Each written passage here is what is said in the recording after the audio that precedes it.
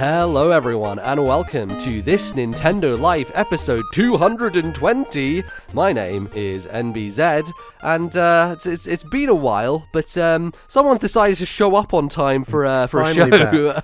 Finally, to kick some tail is what they say. I am finally rejoined by Bally on a regular episode. Bally, welcome back to the show. How you doing, man? Feels good. It's nice to know that, if I dropped off the face of the earth tomorrow, that the podcast would just keep going without a care in the world. Oh yeah, no, definitely have no issues with me just trying to find people every week. That's not a problem at all. But, no. Yeah, huge shout out to Devon, Justin, and Matt for stepping in. And yeah, absolutely. Massive kudos to you, MBZ, for setting all those people up and no problem keeping the show on the road while I've been busy and being a dad. Oh goodness, yeah. It's tiring. It's tough. How's it going, Bally? Obviously, you are now the father of let's call him BJ, Bally Jr. He's kicking around. I've seen pictures of him in cardboard boxes. You've been carrying him around places. It's been a fun time, I'm sure, but also very tiring and exhausting. Yes. So how you been doing? Well, last night I had my first ever. So like he'll throw up a little bit here and there where it's like, oh, that's not gone down right, or that burp didn't come, and you get a bit of spit up, a bit of milk, a bit of formula, whatever, and then you're like, right, didn't catch that one. And then last night I had changed him on our changing mat, and I was kind of like holding him in a bit of a horizontal angle and sort of swung him over to Caroline to say hi, and then I came back, sat down on the couch, and I propped him up facing me, and he just emptied his entire gut onto my chest. Basically, it was absolutely loads. Oh, it was like no. and it came in two separate waves. But my God, I'll send you a picture after this. But it was oh yes, no, definitely want to see a picture of that. It was a crazy amount of spit up. So I just got completely drenched, and I was like, Caroline, can you grab him? And then I just got all my stuff washed. Oh God! Had a shower, all that good stuff. Yeah, it's cool. It's a tiring experience. It's about as tough as everyone says it's gonna be, and even though you're mentally ready for what everyone says about the process, like coming back from the hospital and realizing that everything's changed now, and we need a new system. We need this, that, and the other. You literally are in charge of another human's life because they can't do anything for themselves. Exactly. Ever, so. Exactly. And like me and Caroline we're quite organized people and very systems driven. Like we plan out our days pretty meticulously between seeing people, going on runs, watching shows, getting takeaways, doing whatever. Like we all time everything to the hour almost on most days. And so we spent a lot of time getting our flat ready for him, as in like creating spaces. His stuff's going to go here. We're going to do this here. And I am so glad we did all that like prep, because once you're in it, like it's so difficult to change the system once you're in it. It's easier to get the system running than it is to introduce something to the system, as it were. And I think that's one of the toughest things. It's like, oh, right, well, instead of doing this with him at this time, we're going to try this thing. And you realize he still needs like his milk, his formula. He still needs change at this time. He still needs to go to sleep, and he still needs... So it's like trying to introduce things. So one thing we're good at is actually getting out on a walk like every day. And it sounds wow, just getting out on a walk like that sounds easy. But it's actually really hard. It's impossible, right? Get out on a walk. And it's something... We've been really lucky with the weather since he's been born, and just been out almost every single day, which has been great. Awesome. And it's exhausting. Yeah, I'm sure it is, but as you have mentioned, obviously you were back on the Patreon show, the last one. It's given you some ample time for video gaming out there, which I'm sure we will get to and chat about. But a couple of things before we dive into the rest of the show. I wanted to shout out reviews on Spotify, which is something we've mentioned before, and I think I've mentioned that you can only do it on mobile. I also should mention that I think you can only review on Spotify if you have listened to the show. So even if you don't listen on Spotify, if you're someone out there and you are, listening on your regular podcasting app, it would be cool if you're able to go over to Spotify, just hit play on one of the episodes, and then it should let you review it, because I think that at the moment is like a good avenue for people to find the show. Obviously, Apple Podcast reviews still help. That's always useful, but it seems like Spotify is growing as a podcasting platform, and so if you do listen on Spotify, you just need to go to the mobile version of the app, and obviously if you're a listener on there, it should let you just put in a rating, but if not, it would be really appreciated if people head on over there and do that and give us a little bit of a bump. We got, I think, 27 5-star ratings on there so far, which is fantastic, and it's good to see that there's obviously a lot of people listening over there already, but that would be great to kind of build up, because I think that's probably a nice avenue for us to find some new listeners and a new audience. So give that a shout out at the top of the show, and we'll probably mention it again at the end, but yeah, that would be fantastic from people. But Bally, do you want to let the fine folks at home know what we have lined up for the rest of the show today?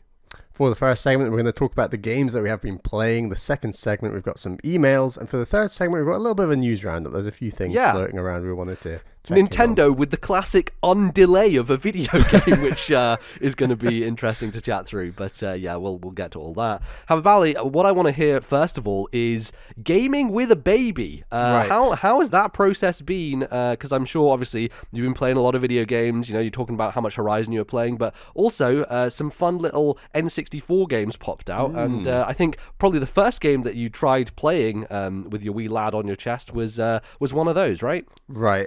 I was playing a bit of Horizon, but yeah, F-Zero X was out in and around when he was born. So yeah, I've been playing F-Zero X. I've been playing Mario Golf. Gaming with a baby. So I have a lot of time. I see Caroline a lot less, if that makes sense, because we do a lot of shifts overnight. And what I mean by that is I'll go to bed really late, and then she'll get up early, and then we'll cross over a bit in the middle while Bally Jr.'s asleep. So he sleeps for if he has a full feed, he'll sleep for roughly 2.5 to 3.5 hours. So you know that once he has a full feed and goes down, you've got this 2.5 to 3.5 hour slot. And I will be with him in the living room while Caroline's sleeping, because for those who don't know, trying to sleep with a baby in the room, if they can stir quite a lot in their sleep, and that can be very it can really get your anxiety going and make you want to wake up and see if they need anything. And it's not easy to sleep deeply in that sense with a baby in the room. So that's why we do shifts where Caroline will get a good 3.5, 4, 5 hours sleep before I get to bed, and vice versa. We'll cross over, and then I'll get the 4, 5.5, 6 hours sleep in the morning. So I've got a lot of time in the living room with him while he's asleep, basically. So I'm there on call, ready for him if he wakes up and needs something, but he's away from Caroline, basically. So I have these 4 hours. So during the week, I'll be responsible for him from 9:30 p.m. until 1:30, and in that time, I'll spend a lot of time obviously getting him to sleep. But once he's asleep, I've often got about an hour to 2 hours of video games a day, which is more or less what I was playing before. Now, the difference is that before, as I would get to the end of a game, I'd often play 3 or 4 hours in a single day, because I'd just be right, weekends come, or it might be really rainy weekend, and I'm inside and I'm near the end of this game that I want to see the story finish, and then I'll be right, I'll play 3 to 4 hours and I can get to the end of the game and really enjoy it, this kind of thing. And that's definitely something I can't really do anymore. Yeah. But I can definitely check in on games an hour to 2 hours. So initially, I didn't really want to play Horizon because it's quite story driven, and it's a lot to get your head around when your brain has been completely frazzled by a newborn baby. So the N64 games were actually a really nice respite, where F-Zero X and Mario Golf are both the types of games that the old Bally used to love, because they're not really beatable in the traditional sense. You just kind of pop into them and have a quick round or whatever, and then exactly go away. Up until the age of about 13, these were basically the only types of games I would play. It was games you could just drop in and drop out of constantly, and those actually work really well when you've got a baby who might wake up at an unknown time, and then you've got to deal with them. So you can just press the home button and pause it very easily. And whether you're in the middle of a race in F-Zero X or a round in Mario Golf, it's a really easy game to pause. Whereas it always feels a bit different when you're pausing a very story driven mission in say Horizon. It's a little bit different. I've gotten better at it now, but yeah, it's hard to. You just have to be prepared that regardless of whether you're in the mood for games or not at that moment, that's your window within 24 hours. That's the only time you got, man. So you got to use it. You got to use it. If you don't want to use it, you lose it. So that's my attitude, and it kind of feels good in that way, where sometimes there is a mental hump with starting to play a video game session. Yes, you're like, I don't know if I'm in the mood, but then once you're in it, you're like, why was this a hump to get to this point? I'm having a great time. So it helps you get over that hump, which is often quite nice, actually. And yeah, the N64 games, for them to have F-Zero X, Mario Golf like back to back, like two games I'm very interested in. They're like laser targeting you, basically. Really cool, yeah. So the thing is, series like F-Zero X and Wave Race, they're both series I actually got into on the GameCube, where it was the GameCube versions I played first. Yeah. And since then, we played Wave Race 64 with Backlog Club a while back, and then F-Zero X I've never actually played before, so it's been so interesting to play that game. F-Zero X is really interesting for me because it's always the game that I use to test emulation stuff on my PC.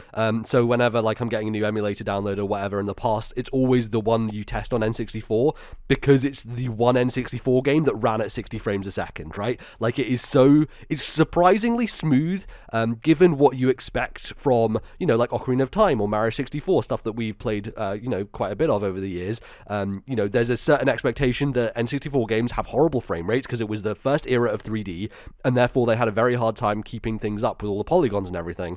And because F-Zero is built around speed and built around just being a smooth experience, they almost strip everything else away, and I think the game looks a little bare as a result of that. But what it means is that it is so smooth as a gameplay experience. Yeah, it's really interesting and kind of un-Nintendo in some ways, where they've decided, right, what is the core to F-Zero that we want to do on N64, and that is the key is they want speed, they want it to be smooth, like a good frame rate, and on top of that they want a large number of racers, and the game clearly prioritizes those things above all else, because as you say, like you are racing around in barren wastelands, like almost they're just like tubes basically, aren't they? Just tubes, and like you can barely see the difference, and that's actually a massive step up with GX. Is like all of a sudden you're in these cities and worlds, and you can see all this extra stuff with the extra power of the GameCube, obviously, but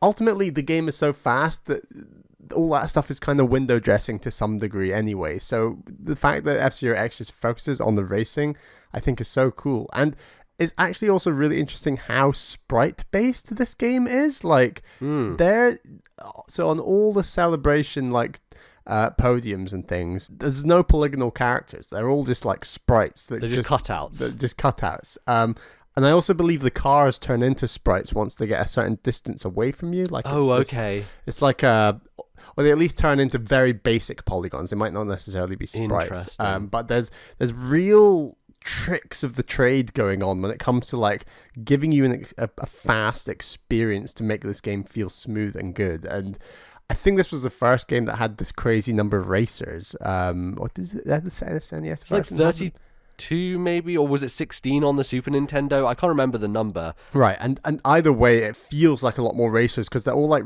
I feel like on the SNES and the GBA versions actually, I guess it's to do the rendering of those systems, but like, yes, there might be 32 racers, but you're only ever really racing one or two cars at the same time. Like the next car will just appear behind you and then overtake you. You won't see, whereas in this game, you can just be in a mash of like 12, 15, 20 cars all together. And that's like something I loved about GX, was it's just like, this is insane. Like what's going on right now. Yeah, it's just so chaotic. And there's actually one cool system about F-Zero X and GX is that it'll point out your rival, and knowing who your rival is useful, because the rival is always say you're first in the GP, the rival will always be the person who is in second. So the game is telling you, if you want to win this GP, it's crucial that you beat your rival at the very least. Whether you come third or 10th, as long as you're beating your rival, you will gain places in the Grand Prix, basically. And the cool thing about F-Zero X and GX is that you have these moves that can take out cars. So you can target your rival take them out of the race. And if you successfully manage to take them out of the race and then get a decent finish, you're getting such a gain in points versus them that you are really on course to like really doing very well in the GP. It's something I've not mastered yet, but it's something that I kind of want to work towards, where you have like a spin attack that you can do at other cars, and it's just kind of okay. It's a really hard game. I think GX is maybe harder, but like a lot of GX's difficulty actually comes in that story mode, and obviously this game doesn't have a story mode, but I'm still having an absolute blast just working out which cars I like and experimenting with the grip. And it still has the slider where you can pick between high acceleration or high top speed, and like knowing which track is coming up, learning the tracks, and just understand, like there's a real minutia to understanding how to do well in this game, and it's really challenging. Like I think it is really hard to master, and I was definitely finding myself very frustrated initially, but I've really persevered, and I've just been checking a little bit here and there, but like it's hard, but I'm really enjoying it. I think it's a very impressive game. That's awesome. Yeah, I definitely want to check in with this and give it a go just to see how it runs and how it looks on Switch. Have you been playing handheld at all, or is this mainly on TV you've been playing through?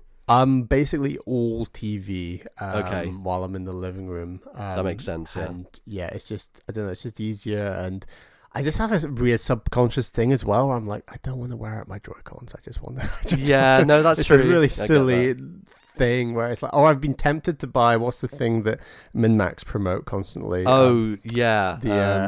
I might buy one of those, because I think if I go traveling somewhere, I might want to play it like that, because I do find the Pro Controller very comfortable. It's the Fixture, I believe it's called, Fixture X S1 or something, where you basically attach it to your Pro Controller. It's basically a kind of little mini screen thing that you can slide the Switch into, and then it attaches. The Pro Controller becomes your controller, basically. It might not be the easiest to set up, say, on a plane or anything, but once you're set up, I think it would be really comfortable. So I might, and obviously it doesn't wear out your Joy-Cons, but sure. I think F-Zero is awesome.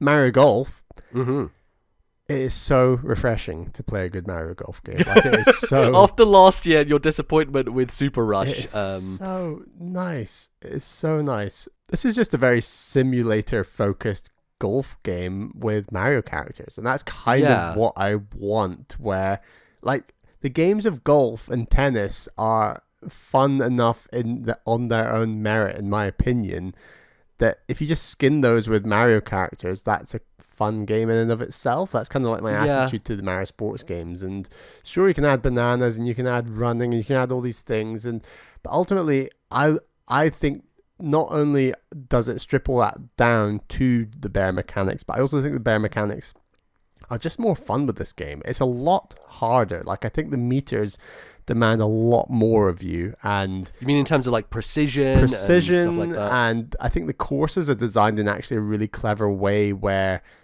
if you're off by like just an inch, there's a good chance you'll be in the rough. And then if you're in the rough, there's a very good chance you won't make the green. And if you don't make the green, there's a very good chance you'll be in the bunker. And if you're in the bunker, those bunker shots are really tough, because like I think this game just really... There's a lot more height differential. So if the pin is higher than you are from the bunker, you really have to overshoot a lot more than you think. And I've been having a real issue with chipping in the game, actually. I think some of the yardage, I sometimes can't work out whether it's yardage to the pin or yardage to the green. And I constantly flip back and forth between the two, not being able to work it out, which is a little frustrating. I mean, I want to maybe look up a few tips, but other than that, like, I just think it's such a good, solid golf game, and looks like it looks ugly as hell, but it's just I've got the nostalgia for it. Like N64, when people say like, oh, what's the console you associate like the most with your childhood and starting gaming? Like in a home console space, for me, it's easily the N64. And like Mario Golf, unlike F-Zero and Wave Race, N64 and Game Boy Color was the point at which I got into that series. So like it was the game that kind of got me into Mario Golf in a way. And yeah, it's got some really good, like, it's fun because like in the tournament, it's got the names of like loads of Zelda like gods and bosses and things. Oh, like, really? That's fun. Darunga, I can't remember the name, but yeah, and just silly things like that, little Nintendo nods here and there that I think are really nice. And this game has like match play in order to unlock characters. And for those who don't know what match play is, so stroke play means if you are over par, then that continues to the next hole. Like if you get a +3 on the first hole, you move on to the next hole, you're still on +3. You get another +3, you move on to +6, and you just do worse and worse and worse. It compounds. That's like stroke play. That's like what the golf tournaments are in. Match play is like the Ryder Cup. It's like, I am facing you at this course. I get 1 point for beating you at this hole. And then it's about who can... You basically have to be enough points ahead with enough holes remaining to beat them. Got you. Okay. But it means that you can really go for the pin a lot more. Because if you go over par, you lose a point. That's it. You can hit it straight into the water and you will lose a point. That's it. You will never lose more than a point. It's not as damaging, basically. It's not as damaging. So yeah. I love the combination of playing stroke play and match play. It's a very simple thing. It's a very golf nerdy thing, but I just absolutely love it. And this game is just really appropriate for like giving you that option, and that's how you unlock characters in this game, which I think is really cool. So you actually take them on at match play. Do you remember like getting all those characters when you were younger? Because what you're saying here of how challenging it was, were you just like really good at Mario Golf back then, or how did that work out? I don't know. I am so baffled. I think I was a Mario Golf god or something back then, because this game is hard, and I remember having a very full character screen. Wow. Okay. So I definitely got further than I currently am. So I'm on like the 3rd course. I definitely remember getting to the 4th, 5th, or 6th course when I was younger. And I think, to be fair, you gain experience points to unlock these courses. And I think you gain experience points by doing everything, whether you win or lose. You get some experience for losing, get more for winning. But to unlock these characters, you do have to beat them, unless you put in the cheat code. Am I the sort of person who would have put in a cheat code? No. So no, yeah. I think I did actually unlock a good number of them. But having said that, I remember having like Mario and Metal Mario, which I think are some of the last characters you unlock. So yeah, maybe I did put in a code. I really can't remember, because this game is damn hard. So I'm really impressed with myself if I managed to do that. But yeah, I mean, people always say that they were better at games as kids, and I think our general wisdom is that we were shit at games when we were younger. Oh, yeah. But maybe this is the one that kind of stands out is Mario Golf. Somehow Bally was just stupidly good as a child, being able to get through those courses. Yeah, it's weird. Yeah, I'm really enjoying it. Like Mario Golf and F-Zero X are just sitting there on my Switch, playing a little bit here and there. I think I'm just going to keep going with these for most of the year, just chipping away at them, because they are so much fun to play. And yeah, I'm getting my value for that expansion pack for sure.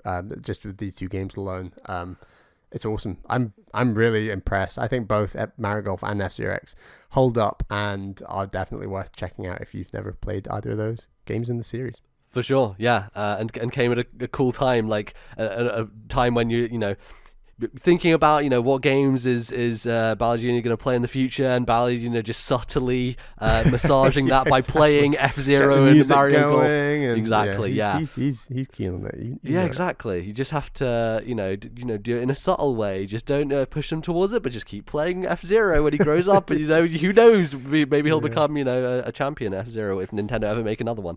If ever. Yeah, if ever. Awesome. That's great to hear. We'll talk about some other stuff you've been playing in a bit, but I wanted to jump in with a video game that's also old, but that got a remaster on Switch, and one that I've been curious about for quite a long time. Bit of an odd duck of a game, given its predecessor, but Chrono Cross, the Radical Dreamers edition, released on Switch recently, and there's been a bunch of chatter about it, and I think it's one of those that I was interested in playing, but I didn't know when I was going to play it. Was this PlayStation originally? It was the PS1, yeah. Yes. So that's originally what it came out on, and it hasn't been re-released since then. What? And the cool thing about this edition is that it comes with the extra games. The reason it's called the Radical Dreamers edition is because it comes with Radical Dreamers, which was a Satellaview game. The Satellaview being a add-on to the Super Nintendo that let you play online games, quote unquote, and it was Japan only, right? So you could only play this in Japan, and there was stuff like Link to the Past where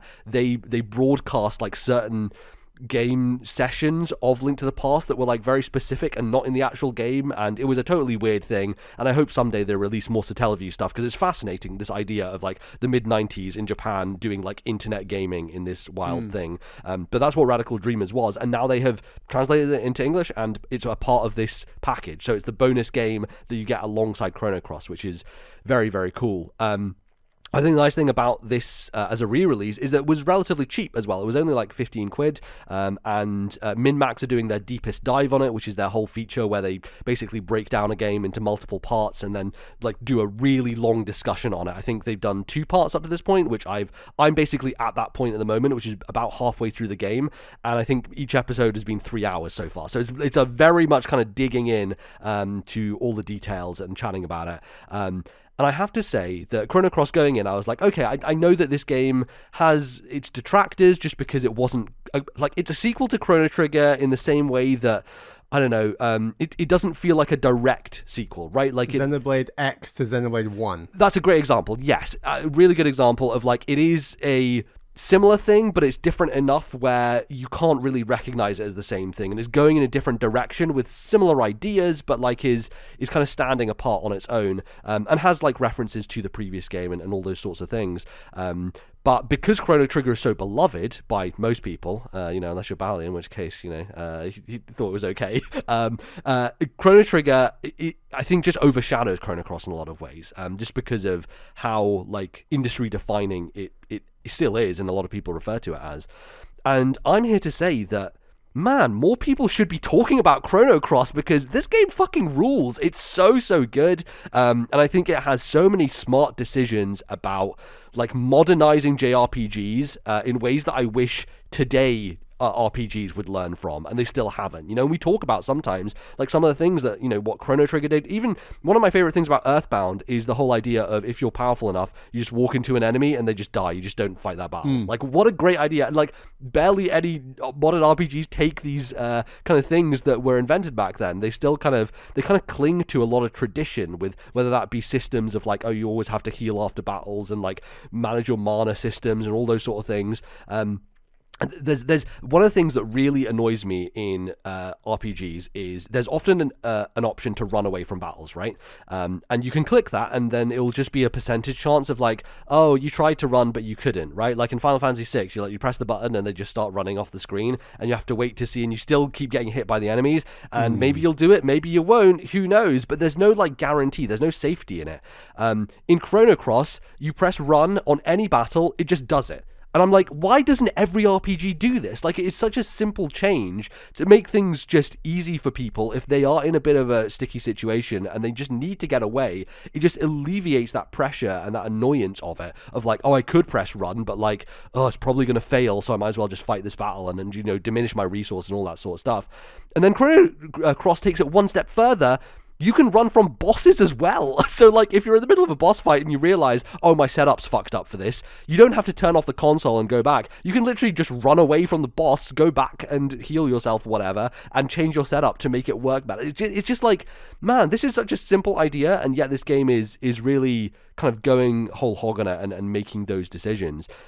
I guess to give a kind of setup for the game and the world and everything, it's set in this... It's a very tropical kind of location. You live on this island, and it's kind of part of an archipelago, so there's a bunch of different islands around the place, and part of the game is being on a boat and kind of rowing through the ocean and kind of like finding the different islands and meeting different characters. I think one of the distinguishing things about Chrono Cross is that it has a stupid number of characters, like 40, 50 characters that you can recruit and become playable party members. And that's this really interesting thing, because it also has, like, the same way in which Chrono Trigger is playing with time, Chrono Cross is playing with dimensions, right? So you have these 2 dimensions, these 2 alternate realities. And I'll just give you this setup. This is the first couple of hours, so I don't really consider it spoilers, but if you want to skip, you can skip the next, minute or two. your character Serge, he like lives on this small village, and you know he's not been anywhere in his life really, and somehow he finds his way onto this beach, and this beach like basically does this magical thing and teleports him, and he ends up in this other reality, and he's going around, like he goes back to his village, and no one recognizes you, and you're like, what the hell's going on? Why is no one?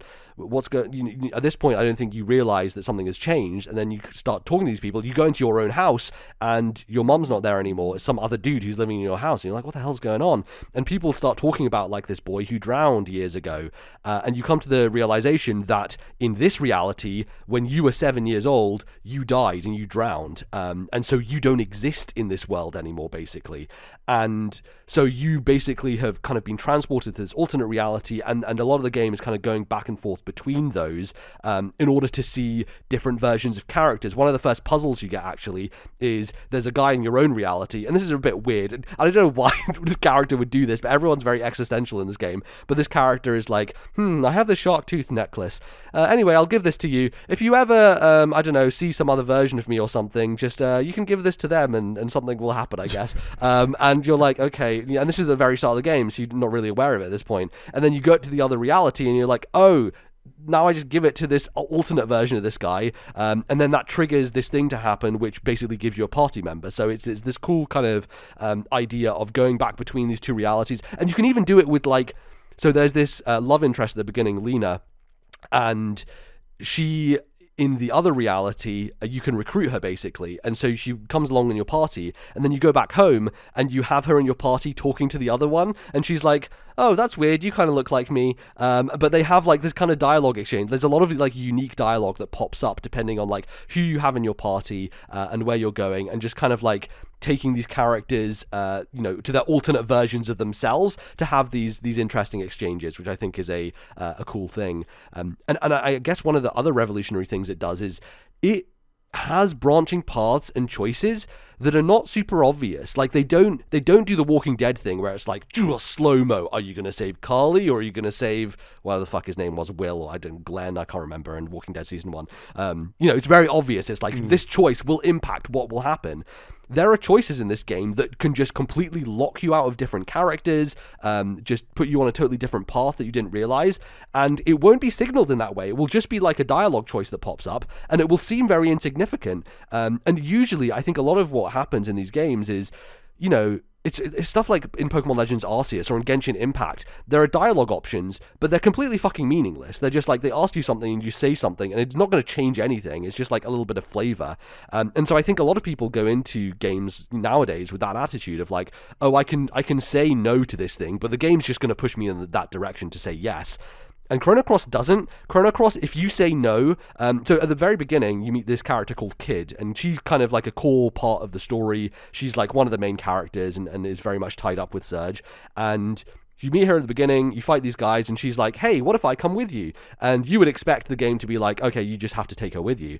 And you say no to her, and she's like, no, but I need to come with you. And you say no again. She's like, no, really, I should come with you. And you say no a third time. And when you say no a third time, she's like, okay, fuck it, I'm going to leave. And she just leaves, and she doesn't join your party at that point. And what that means is you can then recruit 2 other characters that you would have missed otherwise. So if you just go along with what most people would have done, if they're first getting this game, is like, yeah, I want you in my party, you totally miss 2 characters that you can't get for the rest of the game, and you wouldn't have any idea about that otherwise, which is a bold choice for sure, but it really lets you push against the boundaries of the game, and it makes you think. Were you aware of that going in, or did you realize it after? Did that annoy you if you realized it after? Did you want those characters, or? Yeah, so it is one of those things that I had heard a lot about missable characters in Chrono Cross, so I did look up a little bit of that stuff at the beginning, which is why when I first got to that scene, I was like, okay, I'm just going to keep saying no. So I went in with the knowledge.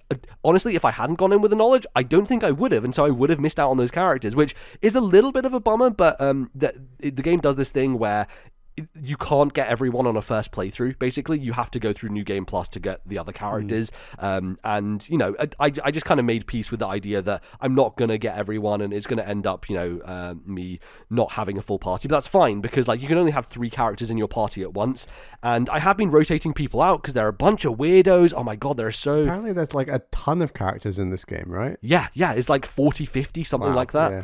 And there are a bunch of super weirdos. Like there's this there's this weird plant creature guy who I unlocked by... I went to this place called the Hydra Marshes, and I got this item, and you go back to this scientist place, Lucia, and she joins your party as well. But if you have this item, you feed it to this weird plant in the water, and all of a sudden it comes alive, and it's like, hello, I am Neo-Theo. And you're like, okay, you're a weird plant little creature guy, and now he's a party member, so now I have this green, spriteling guy called Neo-Theo.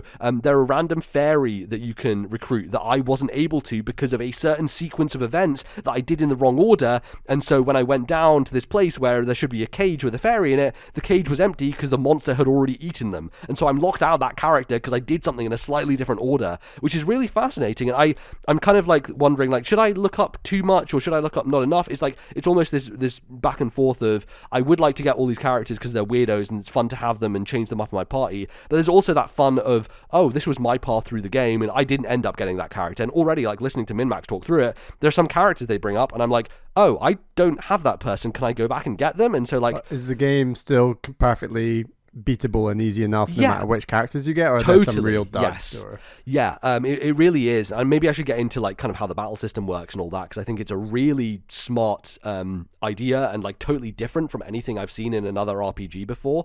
But there's this kind of core concept that everyone has an innate element to them, and these elements are 6 different colors. You've got red and blue, you've got green and yellow, and you have white and black.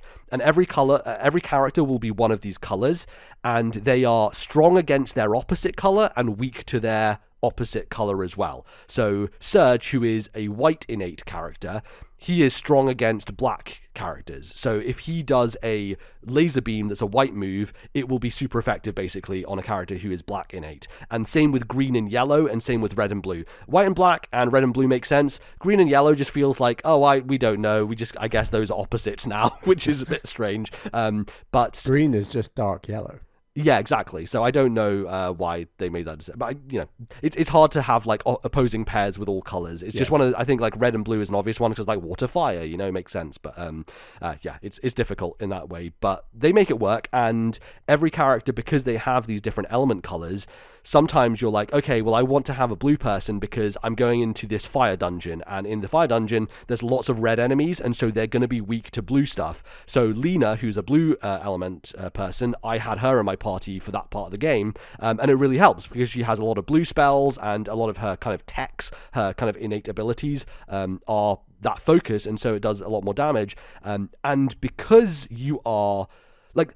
This is why I always bag on Octopath Traveler, right? Because games like Chrono Trigger and Chrono Cross figured out leveling up big parties of characters years ago, and then Octopath Traveler is like, no, well, if you haven't trained them, you have to take them out and grind them up to be the right level. And I'm just like, this is bullshit, man. In the 90s, they'd already worked this out. Like, there is no worry about grinding in this game because it works on a non-traditional experience system whereby defeating bosses gives you a star, and you get more stars when you defeat bosses, and the star is basically a signal to level up your character by increasing their stats. And so when you beat a boss, you get a level up and you get a bunch of stat increases, but every kind of subsequent, like maybe 10 fights or so after that boss, you also get like mini stat increases. So you can level up after a boss a little bit and get a bit more stat increases, but the game will always meet you where you're supposed to be because it knows what level you should be given how many bosses you've beaten, because you're always going to do it in whatever sequence, and so you'll be at that appropriate level for whatever you're going into. And each character doesn't have an individual level, they just have individual stats, which, if you're using Kid all the time, then sure, she'll be a little bit stronger than some of your other party members, but it's still very viable to just switch out anyone whenever you want to, and throw them into the party, and they will be at an appropriate level because of the star system governing every character you have. So there's no individual character level, it's just like individual stats, and those can be, as I said, massaged a little bit, but for the most part, it's all balanced, and so you can freely switch people in and out, and be able to use them.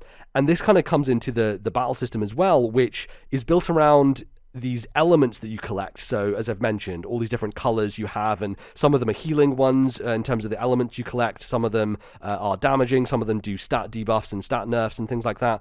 And there's this kind of grid that builds up based on a stamina system. So instead of mana in this game, you have this thing called stamina. And so at the start of every fight, everyone has maximum stamina, and when you attack someone, there are 3 kind of levels of attack. You can do a weak attack, which is a higher percentage chance to hit, a medium attack, which is a lower percentage, and a strong attack, which is an even lower percentage. So when you're first starting a fight, you want to kind of go for a weaker attack first to build up your percentage. If you land a hit, all your percentages for all those attacks raise up. And this is all governed by stamina. So say you have 7 stamina, you can do a 1 hit, a 2 hit, and a 3 hit, and that will take you down from 7 to 1, because that's 6 total, and it takes you down to 1. And then when you're on 1, what I usually do is I use an element, because you can use an element no matter how much stamina you have. So it's basically good to get all your hits out of the way, get down to how much you need for your element attack, and then kind of blast that out. This sounds very complicated. It's a lot simpler than I'm making it sound. It's just maybe because it's a different system that I've not seen before, it just kind of like is a little bit harder to get your head around initially. But once you do, it's super seamless, and there is no management of that stuff, right? Because your stamina is a thing that refills as your other characters attack. So if you play as Surge, you do all your hits, then you do an element. As your other characters are attacking, Surge in the background is replenishing his stamina. So he will then be ready to go when his turn comes up again. And because there's no mana management at the end of a battle, you don't have to worry about refilling anything, right? You don't have to worry about using your most powerful spells. And that's the other thing with the elements, is you can only use them once per fight. So you use a super powerful thing, and you only can use it in that fight. But if it's against regular enemies, that's probably going to do a ton of damage, and it makes it so much easier to get through enemy mobs.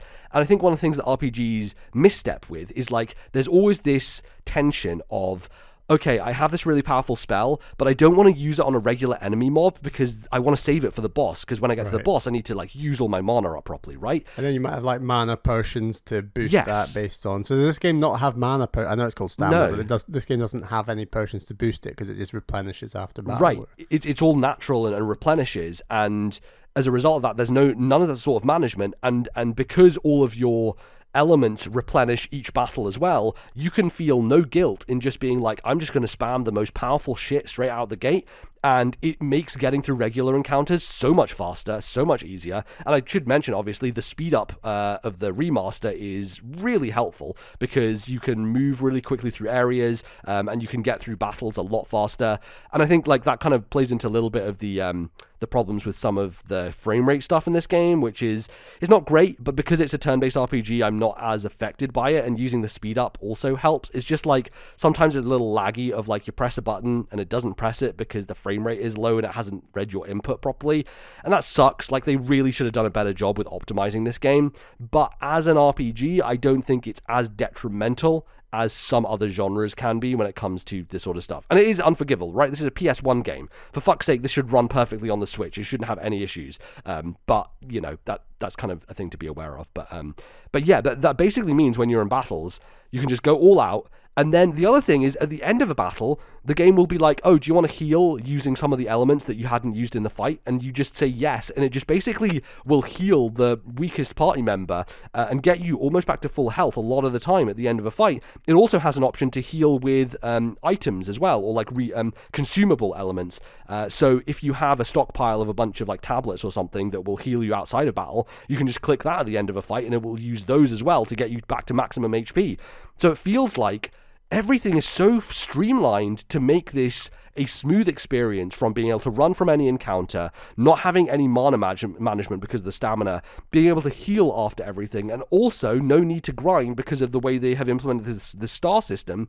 It's so revolutionary, and I'm so confused as to why modern games don't like take from these systems. And I think it just makes it stand out. It makes Chrono Cross stand out as this experience that, for me, honestly, right now is up there with Final Fantasy VII. I just got to a moment in the middle of the game that I think is probably, like, it was a twist that totally got me, that I wasn't expecting, that is incredibly fucking cool and changes everything about the game, and I didn't know about it. And I think part of that is because Chrono Cross is so under-talked about, that it's not like, oh, you know, there's the big thing that happens in, you know, Knights of the Old Republic, everyone knows, or the big thing that happens in Final Fantasy VII that everybody knows. There's a big thing that happens in Chrono Cross in the middle of that game that no one talks about, because I guess no one talks about Chrono Cross.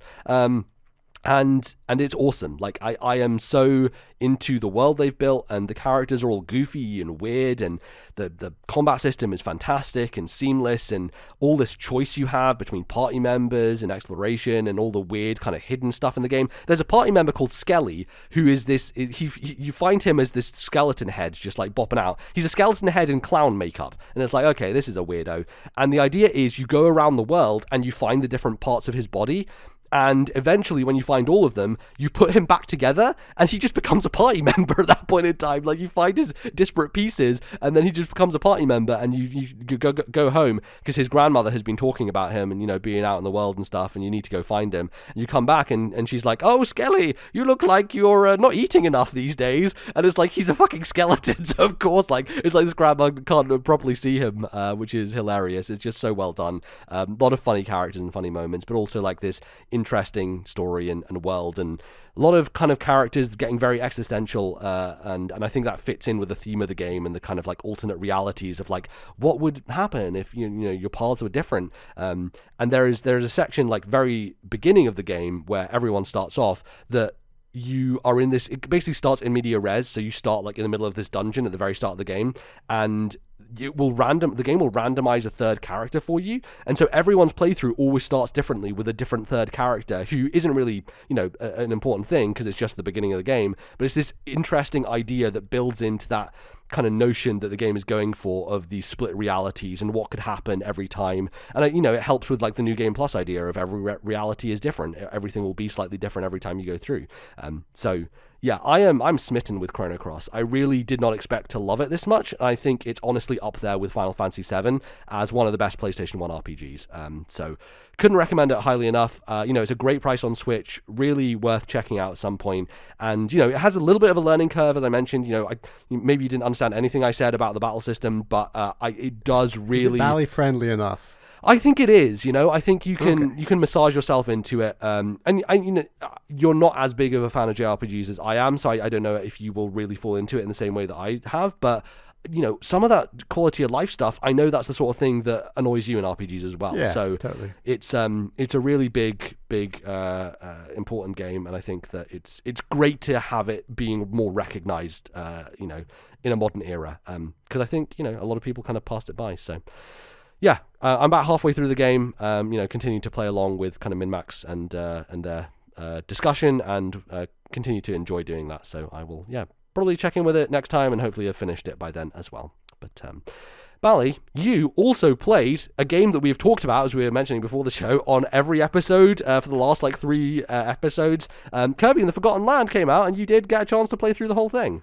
I did, and yeah, this felt really nice because it was once I was in my rhythm a bit more with Bally Jr., and it was like, right, now I'm going to sit down and play a brand new release for this year, just sit down and play it. And yeah, I played it in quite a short period of time, to be honest. And yeah, I was surprised how quickly you were able to get through it, actually. I think I maybe spent, I don't know, 9-10 hours with the game. I didn't really do much extra stuff. I just wanted I was just enjoying mainlining it, really. I was looking for collectibles where I could, but I don't think I did many of the sort of extra side levels and things, or like the challenge stuff where you kind of get the rare materials to upgrade, because I know you didn't fully upgrade a lot of the abilities. And that stuff seemed cool, but I think I was just really shocked by how good this game was, and I think especially the first 3 worlds were just so fresh and exciting. I think that the what really vibed with me initially was just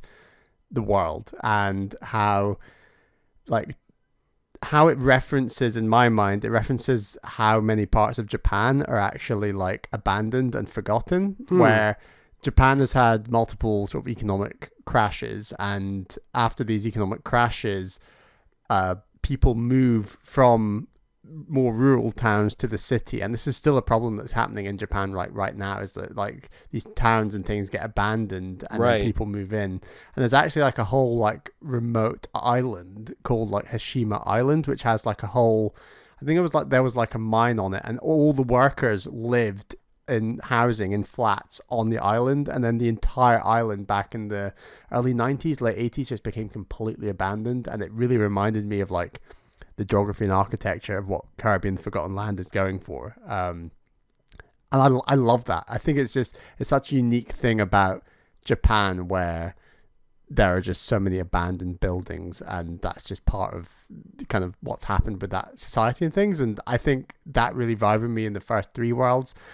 On top of the fact that I think worlds 4 to 6, and you go to like the cold land and then the desert land, and it starts to feel a bit more tropey as you get further along. And then my biggest criticism is that the mouthful mode transformations, which are like one of the main, if not the main, selling point of the game, they just start repeating themselves a little bit too often. And in a world where we've played Mario Odyssey and It Takes Two, that are just, we've talked about so much on the show that they're just so relentless in their new ideas and not returning to old ideas. When a game like Kirby comes out and it's like, these transformations are really cool, but then they keep getting repeated and not massively evolving on that formula necessarily. And they do in some interesting ways, but by the end of the game, I was very much like, oh, Mouthful mode's really cool. I just wish there were more transformations. And that's never a criticism I had with like Mario Odyssey. Is like, oh, here we go, Mario Odyssey. We're transforming into this thing again in order to do this. You just never feel that with Mario Odyssey because you're going to a new transformation and you capture every single time almost. And this game just doesn't quite have that. And I will say the end game, the finale, is fantastic. I think it's really surprising. I think it's worth getting to. Yes. But if you take the first 3 worlds and the end game, this game was going to be like Nintendo top tier for me. And interesting. Personally, it's not top tier Nintendo. I don't think it quite makes that echelon. And it's interesting because if I think about a game where we both picked it up thinking it was going to be a very good game, but we never thought it would ever be Nintendo top tier. And I think a game like Luigi's Mansion 3 is Nintendo top tier, but I don't think we were expecting it to be. And I actually think the way that we talked about Luigi's Mansion 3 being top tier and surprising and innovative and fresh is kind of the way a lot of people are talking about this game in the industry. And I think a lot of those people maybe just don't play as many platformers as we do, or they don't follow Nintendo quite as closely perhaps as we do, but like I genuinely don't think this game is like Nintendo top tier. I think it's a very good Kirby game. It might even be the best Kirby game. I think I'd probably still side with Canvas Cursor over this game. I think I would as well, just because I think that input mechanism and the ideas they have with it are so interesting throughout. And at the end of the day, this is still a Kirby game. Like it's a polished, like really unique one with some fun ideas and different things you do. But like you said, I definitely felt that in the latter half of the game. Not that I didn't enjoy it, but I was like, okay, this is just getting a little bit long in the tooth, because here's another world with a bunch of levels that like are cool environmentally, but ultimately at the end of the day, I'm still using the same core abilities, and because there aren't enough of them to provide that variety, like you mentioned, it was like, okay, it almost felt like a bit going through the motions at the end of the game. And not to say that I don't think the game's good, because I think it is great. Like, for me, it's like an 8 out of 10 game, right? It's really solid, but it doesn't, like, Luigi's Mansion 3 is just phenomenal. Like, it's such a vibrantly different experience. Every floor you go to is unique. All the boss fights are fantastic. Like, think about the pirate ship area and all those, like, little touches, the flourish, like, how, like, the animations, and Kirby has that stuff as well, but doesn't quite have the kind of boldness, I think, that games like Mario Odyssey and Luigi's Mansion have. It's got oodles of polish, but not oodles of innovation. And I think that games like Odyssey, Luigi's Mansion 3, It Takes Two, they've got the polish plus the innovation consistently throughout the whole game. And I think it's actually a really hard thing to do in games, especially these days. Yeah, I don't know, maybe we're being too harsh, because like it's hard to do that, right? Like those games stand out because they're amazing. Well, yeah, if Kirby had come out at the launch of the Switch, I think we'd both be even more positive on it. I think we're now, like, It Takes Two and Odyssey have come out fairly recently in comparison, and I think that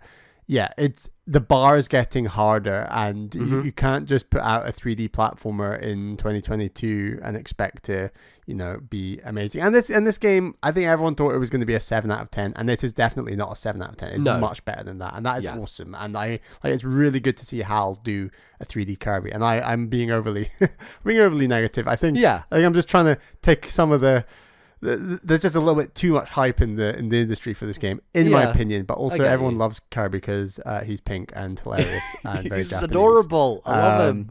But yeah, it's a very cool game. I would have added a few more mouthful modes and maybe taken out one world or two. And I think I think if it was 5 worlds long instead of 6, and you added like 3 more mouthful mode abilities that were spread further out throughout the game. Because I think one of the other issues is like you almost see all of them within the first couple of worlds. Exactly. And it just doesn't feel like it's properly paced out for the rest of the game, you know? But how good do those first 2 worlds feel as a result? Like imagine repeating that, you know, like...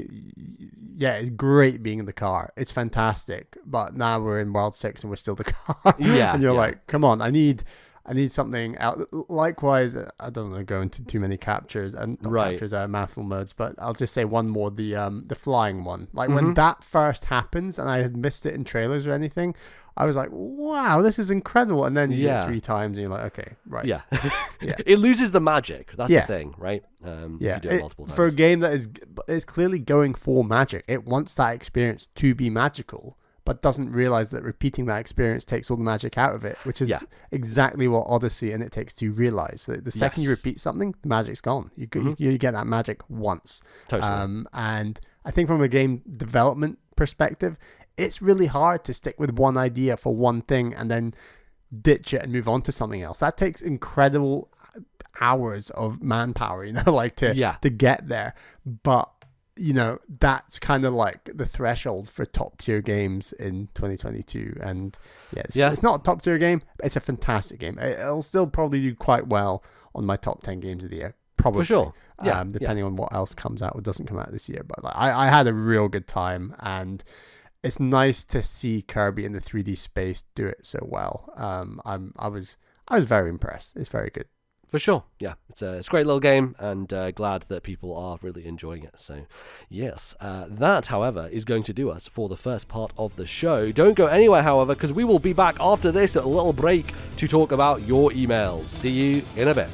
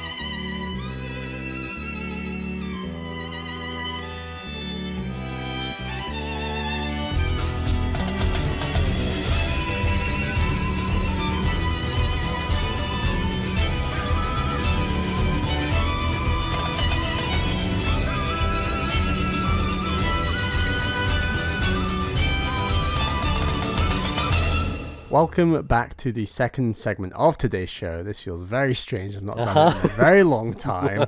It's time for emails. As MBZ said at the top of the show, we are getting low on emails, and we need some more. So please send your emails, your questions, your comments to ThisNintendoLife@gmail.com. That is ThisNintendoLife@gmail.com.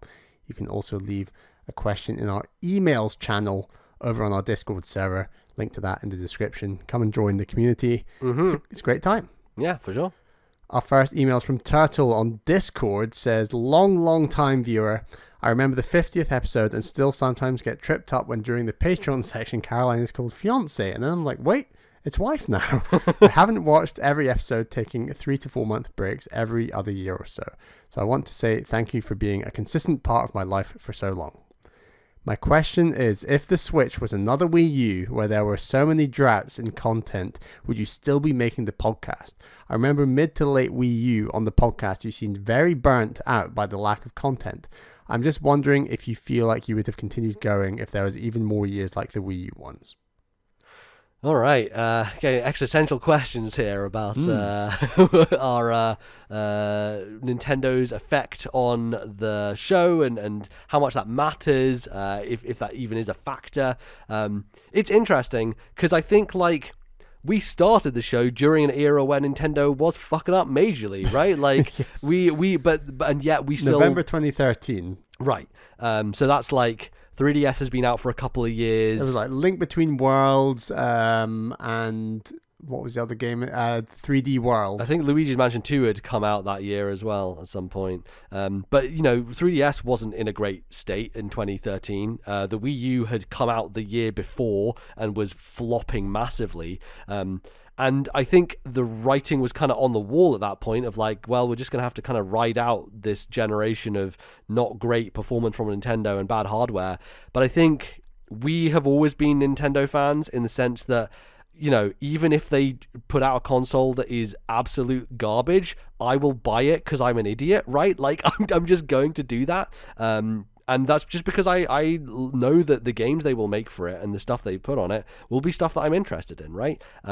So even when we started, I think there was that knowledge that, look, they're not in a great place, but I don't know if that matters necessarily. And I think part of what drove us through that time was playing older stuff as well, which was a great kind of way to explore the history of the company and, you know, catch up on things we'd missed out on, and honestly was like a nice kind of respite in the sense of not having to, I think these days, not that I get like worried about it or anything, but it's like, man, there are just too many video games, and like it's so hard to like put your focus or concentration on any one thing because there's always a ton of stuff coming out. And it's great on Nintendo's part of like, okay, we're gonna have this release, you know, Kirby's coming out, and then Switch Sports is coming out. We've got Xenoblade and Splatoon, like everything's happening this year, and it's great. But like, I do like it when there's a break. I'm happy when there's a bit of a pause in the action because it allows us to like take a breather and, you know, play some older stuff and just kind of catch up. On top of all the Nintendo stuff we're playing as well, which takes up a lot of time. Yeah, so it's just nice to have. You know, not to say that it would be nice for Nintendo to fail again, but I don't think that them having another Wii U would have necessarily changed anything for me. I don't know how you feel about it, but like I would do this regardless of if Nintendo was tanking or if they're not. And in many cases, it's even more interesting when they are tanking because they have to do weird stuff like do a Humble Bundle or like put out Mario Kart 8 and say, by the way... We got some really cheap first-party games very near launch with the Wii U. Right. We are nowhere near that era again. Exactly, like the idea that Nintendo would be like, anyone who buys Mario Kart on Switch gets a free game Wind is Waker like, or Pikmin 3 for free. Exactly, it's absurd, and yet it's what they had to resort to during that era because their backs were up against the wall. But yeah, I don't know. What are your thoughts on this, Bally? I think everyone talks about the Wii U being a failure, and sure, sales-wise it was a failure, but in our minds we had an absolutely great time. And sure, I don't think it's quite as good as the Switch in terms of number of games, the hardware itself, but I rate the Wii U as high as other systems like N64, GameCube, you know, GBA, and then like it wasn't like this worst console in our eyes, honestly. And I even include the games lineup in that, like Wind Waker HD, Pikmin 3, Star Fox Zero, Mario 3D World. Like, these are all games I absolutely love, and I think that the narrative that's being created on Wii U is a very simple one. That is, it sold 13 million units. 13 million. Therefore, it is a failure. It's like, I can't disagree with that. But to argue that there's not a hardcore of 5, 6, 7, 8, 9 million Nintendo fans, which were probably included in, that had a blast with that system, I think would be false. Like, I think there's still a hardcore that had a great time, and you know, it was still pretty innovative and interesting, the fact that it had this tethered gamepad, which is actually technology you really don't see anywhere else. Like, it is quite unique technology to have like something tethered to a screen in the way that it was. Like, it's not actually running on the screen, it's just this tether technology that's pretty strange and unique. So like, it's a very good system in my eyes, and was always going to be something I was happy to talk about in depth on the podcast. Sure, there were huge gaps between big games at times, but as MZ already said, like, we still have huge gaps in our Nintendo knowledge and play history. And unlike Switch Online, which is mixed at the best of times, like the Wii U had the best virtual console that there's ever been. It was an upgrade from the Wii. Like, it was so many systems, Game Boy Advance, N64, Super Nintendo, games that we had never played before, that we obviously all of a sudden had a lot of gaps to talk about, some real classics. Like, we played Link to the Past. I played Super Metroid, you know, Super Mario World, like all these Super Nintendo classics, Earthbound. Like there was so much that we would never have the time to fit into the same scale playing all those old games today. And I think that's something that hugely benefited us. It benefited the show. It helped benefit the show now with us now having that knowledge of those older games. Like it's a good reference point to see how those series have evolved and changed over the time. And, you know, we take great pride in being a Nintendo focused show. And I think it's important that being a Nintendo focused show that we have, it's important to play quite a few Nintendo games if you want to talk with any authority about a lot of Nintendo stuff, which we try to do. So I think it was a great building block for the show.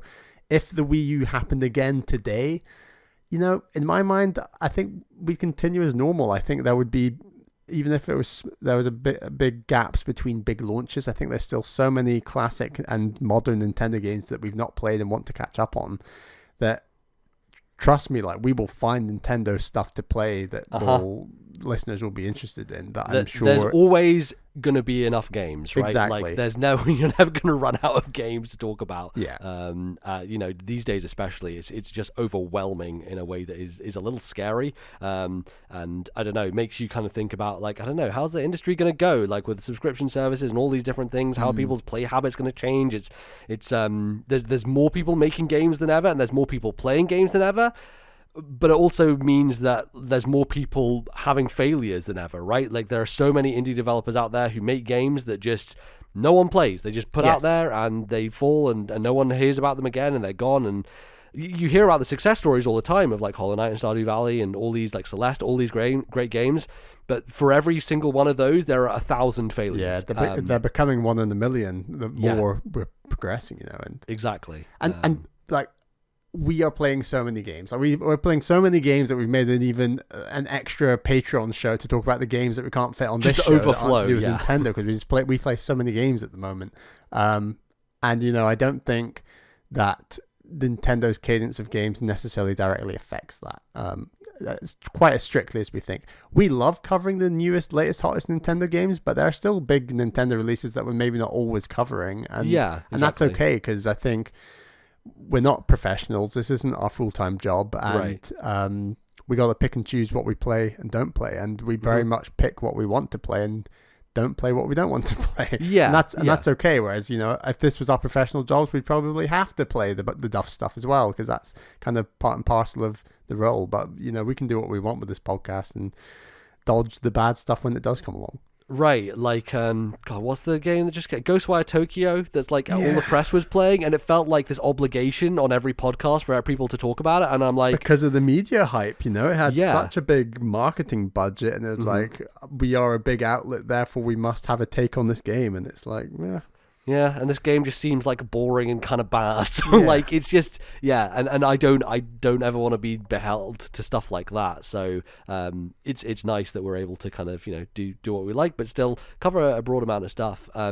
don't know. I think the only way in which it would be tricky is if they have another Wii U, and then Nintendo just decides we're getting out the console business, and then they become a Sega and start, you know, being a third party, which I strongly argue against. I still think that just won't happen. You know, Nintendo will close its doors before they do that, in my opinion. They are a stubborn-ass old company, and they will not want to do that. Like, it feels like so against their DNA. And I think that's part of the thing that people don't really recognize as much is like how important Nintendo's hardware is to the experiences they make, right? Like they always try and pair them with one another, right? They make experiences built around that hardware, and they make great experiences for that hardware because they know it intimately and they have built it specifically for those purposes. And when you remove that, when you start having Nintendo make stuff for like PlayStation, it's like, well, they don't have that kind of same drive to do interesting, innovative things anymore, and I think it would just result in less interesting games, less good stuff overall, and a worse experience. And I don't know, do you think that would change things, Bally, if they were to, you know, stop making consoles and just become or if they were to even disappear? Because I know there's lots of podcasts out there that are like retro Nintendo podcasts. They just basically just talk about old Nintendo games all the time, and they don't necessarily focus on what is current and modern. Do you think that would change what we would do? To a degree, I think we would still talk about the Nintendo games when they came out. But you're right. A lot of the show we're talking about games for Nintendo platforms that aren't Nintendo games, and so that would very much change. We'd probably end up just talking a bit more non-Nintendo, and that'd be okay if that was the natural evolution of the way the company went. That'd probably be okay with the podcast, but it's just kind of getting that balance right, and making sure we're playing what we want to play, but we're talking about games that listeners are still interested in, and getting that combination right, where we are still Nintendo focused. And that's obviously why we have a non-Nintendo show on the other side. Exactly. It's definitely a interesting kind of like lens to look through, like the what if scenario. You know, what if they hadn't recovered? What if Switch had been a failure?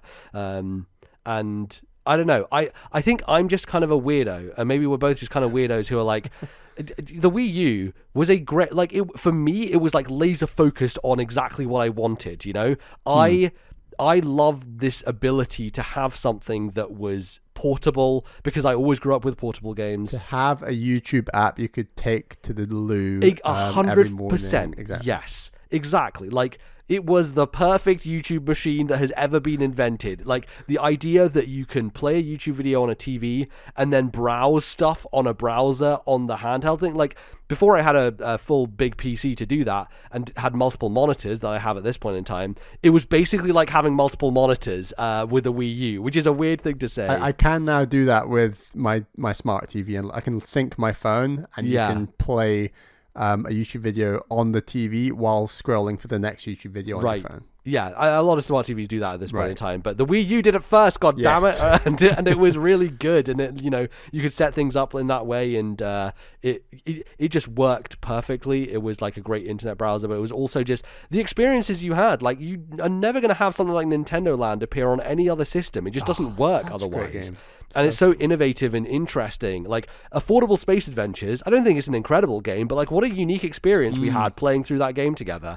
A really kind of... I remember coming up to Aberdeen and we all played Nintendo Land, and just, that was such a blast. Yeah, exactly. And like, that's the thing I love about the company, is their ability to do bonkers stuff that, you know, sometimes it misses and then sometimes it hits, right? They're like, okay, but what if a portable system that just also worked on your television, but also they had these detachable controllers that you could turn on their side, like NES controllers, like the Wii was at some point, but also these controllers have ice cubes in them, because who the fuck knows what is going to take off with the system, so let's just throw everything in. And, you know, when you think about it, the Switch is a pretty traditional console, but it's also fucking weird. Like, it's such a weird thing overall, and it just turned out that this brand of weird was a multi-million worldwide popular device, and the Wii U just wasn't, right? And I'm a weirdo who likes both, but for most people, they liked one and they didn't like the other, so you know, it just kind of comes in waves and stuff like that. So, you know, if Nintendo... Yeah, we've got Nintendo Switch Sports coming out end of the month, like that. Exactly. Perfect example of how this thing does come in waves. Like, it's... Right. For sure. So if Nintendo go ahead and make another console that's super weird, I'll probably love it, and maybe other people won't, but I think that's fine. And I think that, you know, we'll as long as they keep making consoles and keep making video games, we'll be here chatting about them. We're playing enough other traditional games on other platforms that the idea of Nintendo just going traditional is kind of boring in a way. Where, so boring, like, they are the innovators, the toy company, you know, like we love all that, and as much as we like their more traditional games as well, and like, it's about that combination, and I think that that's what we're most interested in covering on this podcast. As much as we talk about loads of other stuff, when Nintendo are weird and wacky, I think it's fantastic to play and talk about. Yeah, for sure. So thanks for the email, Turtle. I appreciate it. The next email is from Tim, and this is from Discord. It says, with Bally and myself recently becoming dads, congratulations, Tim, that's awesome. I have some parenting video game questions, as promised. 2 questions from me this time. Right, first question, we'll do them one at a time. Yeah. How did your parents approach regulating your gaming when you guys were young? When did you start playing games? Did you have any restrictions on your gaming time? Personally, I had a late start, as while I had some friends with Game Boys that I played Pokemon with, I didn't get my own console until I was gifted a GBA by some family friends when I was almost 9. My parents don't play games and would never buy me anything themselves. My parents didn't specifically restrict my gaming at any point, but they did unofficially enforce a mix of games, board games, reading, playing outside. I think that was a good way to manage it. My next door neighbours, while growing up, had a strict 30 minutes limit per day on video games that was very restrictive. When we got older, that rule went away, but I don't remember when. Yeah, interesting. It's something I haven't thought about in a long time, of like, what were my habits when I was a kid? It's also one of those things where in the moment when you're young, it's just the way life is. But as you get older, you're like, oh yeah, I was manipulated. They did restrict me. They just didn't tell me they were restricting me. Yeah. I think parents operate in very mystical, manipulative, not always the best kind of ways to try and enforce what they would like over their children, perhaps. Right, yeah. And I guess it depends what kind of household you grow up with, what kind of rules get set, like how strict things are. And I wouldn't say things were ever that strict. For me, it was more so a case of, if I'm honest, I didn't really play that many like console games on my own when I was at home on my own. And I think that's this weird thing where I was like a little bit scared because it was like, oh, it's a big TV, a big game. I've always had this weird thing of like, sometimes I just find it hard to start up games that are big and scary, and back then stuff like, I don't know, Star Fox Adventures on GameCube was scary because it's like a big 3D game and there are things that will attack me and maybe kill me, and I don't want to die. On Luigi's Mansion, yeah, exactly. Terrifying. Yeah. So like I mainly played those types of games when I was with friends, which granted was a lot because we often went over to each other's houses all the fucking time and were playing video games constantly. So that was nice because I don't, when I was at your house or you were at my house, we were never really restricted, right? Like, remember the Spider-Man weekend where all we did was play Spider-Man 2 on GameCube and... No, sorry, go ahead. I was going to finish this story. Yeah, no, I was just going to say, basically no one told us to stop, or, I mean, probably our mums came in and was like, guys, go to the park, kick a ball around. We're like, no, we're playing Spider-Man 2. We need to beat the game in a weekend. Yeah, that was awesome. It was amazing. And parents, when you're with your friends, they're not going to be as strict and enforce stuff like that because they're like, well, they're having fun, they're almost socializing. My mum admitted to something hilarious a while back, but she said so there would always be like, it's almost like the final hour or something where it's like, oh no, MBZ's mum is coming, we're gonna fit in more games, we're gonna fit in this time, and regardless, like whenever that period came where it was like, right, friends are getting picked up. Yeah, my mom admitted to me that she would make sure that we were at that point outside playing like football in the garden or something, so it made it look like we'd been outside longer even though we'd been there for like 5 minutes, like with our lightsabers or some shit. Exactly. Yeah. No, I remember your mom, especially when the weather was good, if we'd been gaming a while, she'd be like, right, out you get we'd get the cricket bat, get the lightsabers, get the football, and then we'd go spend a good hour and a half. And we enjoyed that, though. I think for sure, we're our own worst enemy, where we would have just stayed inside the dark room on a sunny day the entire day and had a great time. Yeah. And we still really enjoyed a bit of cricket and football and lightsabers in the park or whatever. So, Yes, that famous activity that all kids do, lightsabers in the park. Oh my god, we're nerds. But yeah, I don't think that I had too much restriction, just because I didn't actually spend that much time on my own in my room playing games, right? And the other thing was that the family television is where my stuff was set up on. So my PlayStation, GameCube, Wii, all that stuff was on the family TV. And so in the evenings, everyone's watching TV as a family. And so it's very rare that like during that period of time, I would have been there playing it. Like I would have had to play it when other people weren't around. Like if I came back from school and had like an hour or whatever, I'd play it then. And I think that's probably what gravitated me much more towards handheld devices, is that I could be in my room playing it and not have to have that kind of barrier to it almost, right? It was so much more seamless to just pick up my DS or my Game Boy and just be like, I'm playing this. And obviously games like Pokemon was so much easier for me to pick up and play.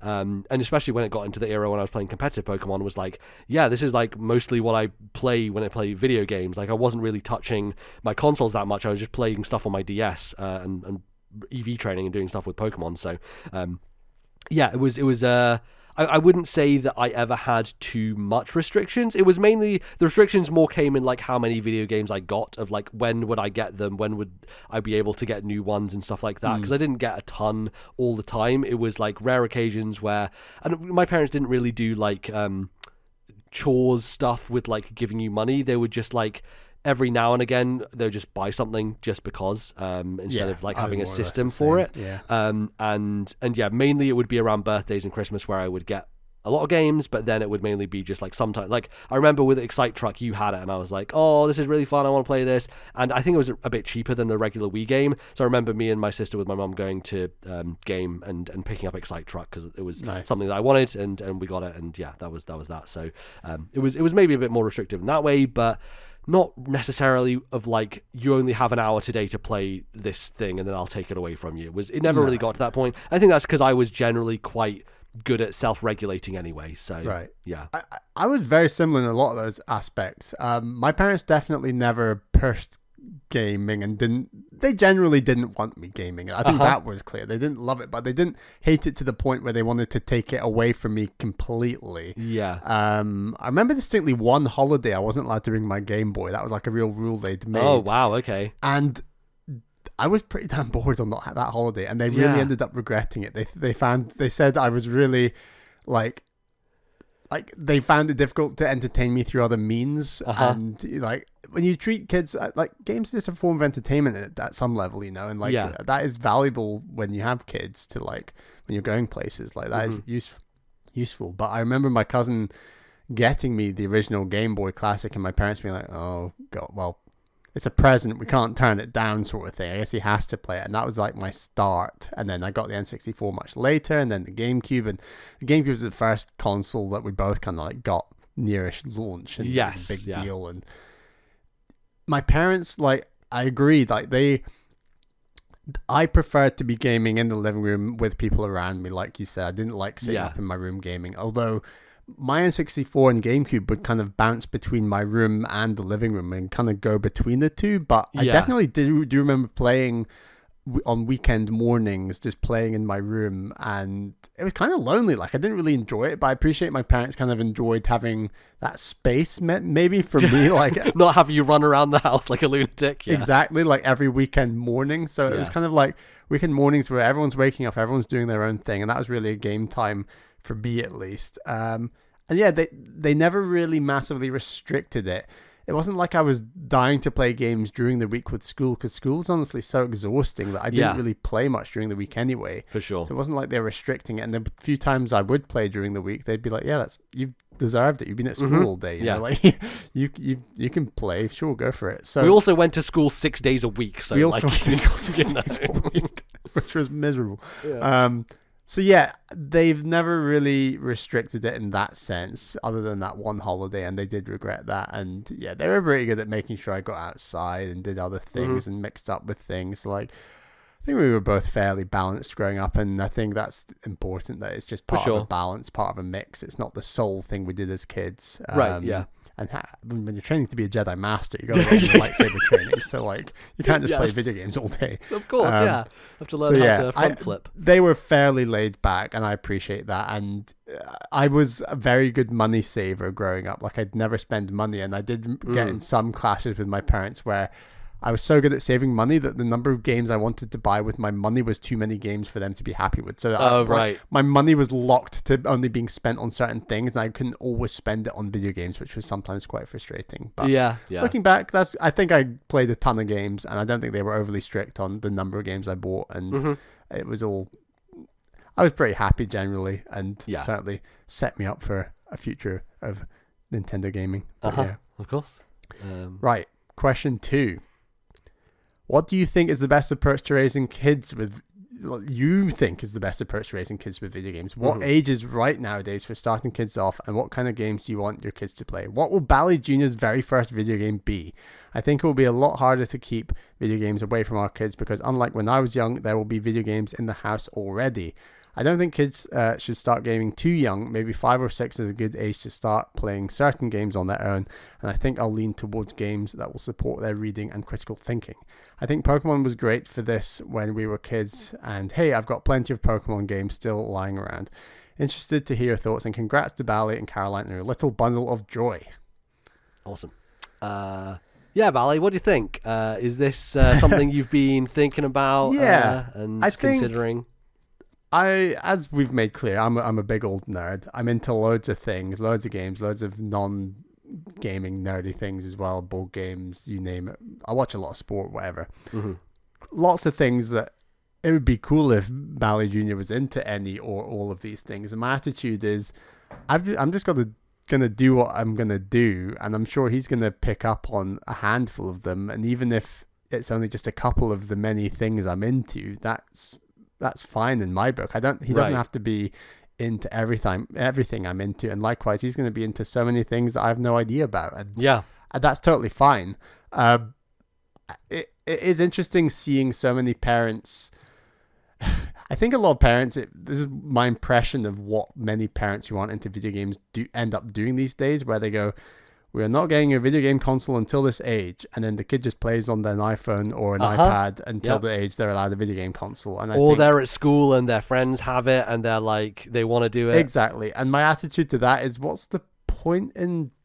If you're going to restrict the games, don't give them an iPad or an iPhone to play on. Restrict the games, And if you aren't going to restrict the games, you might as well give them an actual game system, because then they have their own system that they can, be in charge of and play on. And it is one of those little ownership things as well. It kind of teaches kids about like possessions and like taking care of things, like having a Game Boy, I think when I was younger, was a nice thing of, okay, this is your thing and you're responsible for it, and if you lose it, that's your fault. And like it's almost a good teaching mechanism in a way of having, because you don't as a kid, you don't feel like you have that much ownership over when you might have toys and things like that, but it's something like a handheld console, you can take it places, and you can, keep it in, your own room, and you put it somewhere, and you're responsible for putting the batteries in when we were younger or whatever. All that sort of stuff is a nice little kind of way of teaching those lessons, as well as having this thing that's your own, Yeah.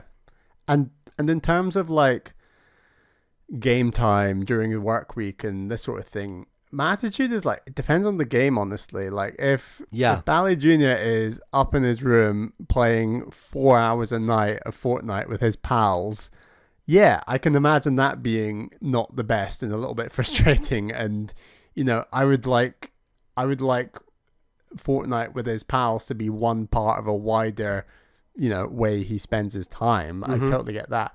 But if ultimately he wants to play like a story driven, I don't know, first party PlayStation game and wants to experience it with me, then we can definitely have more time for that, because it's a slightly different type of game. Likewise, if we're just playing like a bunch of Mario Kart together or something, it just depends on the game. I wouldn't say there's a limit on hours of game played, but I am definitely concerned if gaming purely becomes with his pals in his room for hours and hours and hours every single night. That would be a little bit concerning. But that was never something I wanted growing up. But I appreciate that's how most kids play these days. Well, it also didn't really exist when we were growing up, right? Like, I definitely kind of understand that, but also from the perspective of kids these days, so much of their socialization comes through those online spaces, right? And obviously we have all this talk of metaverse and all this nonsense, but there is this interesting part of like,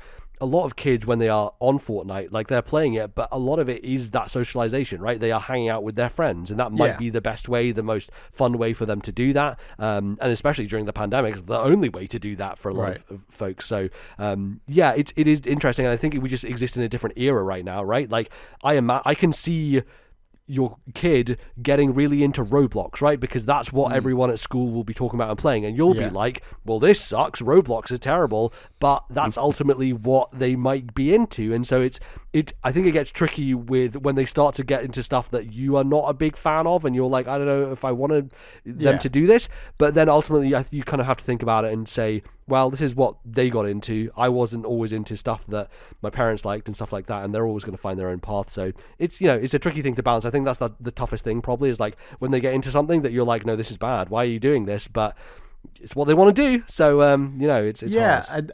I mean, I'm more worried about like the time he would spend with his friends, the amount of time, and you're right. I wouldn't, like, if he's hanging out with his friends at a park versus on Fortnite, I don't really judge them that differently. Obviously, the park is physical activity, and that's very good for children, of course. Can't deny that. But it's more to do with how much time is he spending with his friends every night versus family time. Or not. It's not really to do with with what the game. I mean, obviously, I think violence is one of those things where I'd probably be in favor of generally following age ratings by and large. I mean, some of them are probably quite inaccurate in my opinion, and there's definitely different types of violence that would concern me. But also, all kids are different, right? Like, different kids will react to different things at different ages, and I know plenty of people who grew up watching horror movies, and that's why they love them these days, because they were young and they watched them that age, and it's a thing, and certainly I wouldn't have done that. I didn't. That's why I fucking hate horror. But it's just it depends on the person, I guess. I remember Alice's mum not being a big fan of fighting games, and neither was my mum. But somehow we snuck Soul Calibur 2 under the rug from everyone's noses somehow. I know. Yeah, how did that happen? But I remember Alice's mum being pretty wary of Soul Calibur 2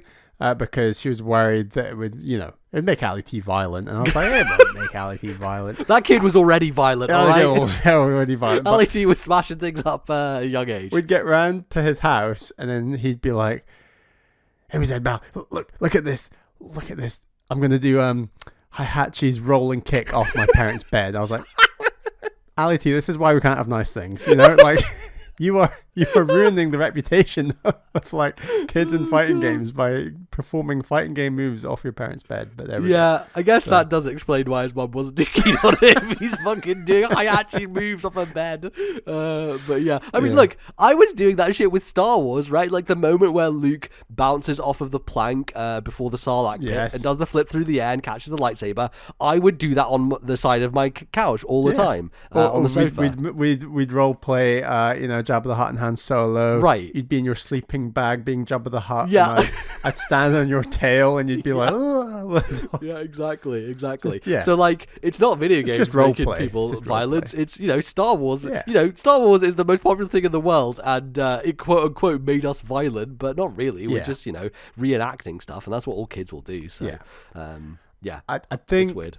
The number one thing I want to be that I just know so many parents aren't in the current moment is I just want to be aware of the video game space. I want to be aware of what Bally Jr. is into. I don't want to shut it away and let it be something I don't know about. It's something I would want to find out more about, and I think too many parents, they don't go into their kids' PlayStation or Nintendo and check parental controls or know what playing online is like. They don't know if a game has voice chat or not. They don't know if a game, are they going to meet some stranger online there's going to be a risk of it. Like, they're fearful before they're educated. And my stance would always be educate yourself before being fearful. If I find out, Bally Jr.'s, I've looked this up and they've got access to this thing and it's important you get the right news source as well, obviously. Maybe follow a video game website rather than a mainstream news outlet that might be weak on video games, although many mainstream outlets are getting better on video games. But my point is that I want to educate myself and be aware of how do the Roblox communities function? How does that work? Who are they going to be playing with? How is... rather than be, I've heard Roblox is bad for this reason, therefore it is banned. I think it's really important that parents are engaged. But also, because you understand games, it's easier for you to jump in and try it yourself and kind of figure things out. Exactly. I'm halfway there by the fact I'm so into games. Exactly. Yeah, totally. So it shouldn't be too much work and research to become knowledgeable about the games he's into. Yeah. When he inevitably gets involved in some of them growing up, Yeah, and it inevitably gets involved in stuff that friends are playing that you won't have heard of or you don't have interest in because it's just a new generation of stuff, right? Which, I think that's interesting, honestly. Like, I love the idea of learning about your kids' things and getting into them with them and, nurturing that stuff, making sure that they're really into it. And, with my dad, I share the crossover of music with him. That's a big thing of he played a lot of that music when I was younger, and I wouldn't say it was forcing it on us, but naturally him playing Black Sabbath in the car or whatever got me into that type of music, and it's the sort of thing that we can share as something we both enjoy. But likewise, he had sports on all the time, and I never really got that into watching sports. So there'll be some things that they click with and some things that they don't, and it just kind of depends. Yeah, and I'm totally prepared that loads of things I'm into just won't click with him, and that's totally cool. It'd maybe be a shame if there's absolutely zero I'm into will click with him, but judging from parents I know and the way things work, that's very, very rarely happens that kids and the way that like games are just so ubiquitous these Yeah. days, right? It's gonna, by the time he's of age to do it, it will be even more so just a regular thing that every kid does, you know? Exactly. So. And Sony first party might really look like the old man games by that point. Of course, like, yeah. They're going to be the the real, like, only 40-year-olds play.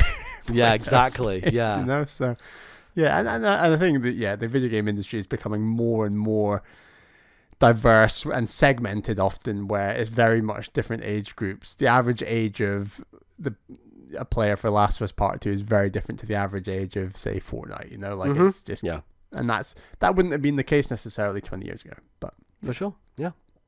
Cool. Anyway, that's all the emails we've got this week. But as I said at the top of the segment, we are getting low on emails, so please send more emails into the show. Please send them to ThisNintendoLife@gmail.com. That is ThisNintendoLife@gmail.com. Feels so good saying that again. Yeah. Back in the smooth rhythm of things. Back in the rhythm. And yeah, we'll be back in the third segment for a bit of a news roundup. So we will be right back.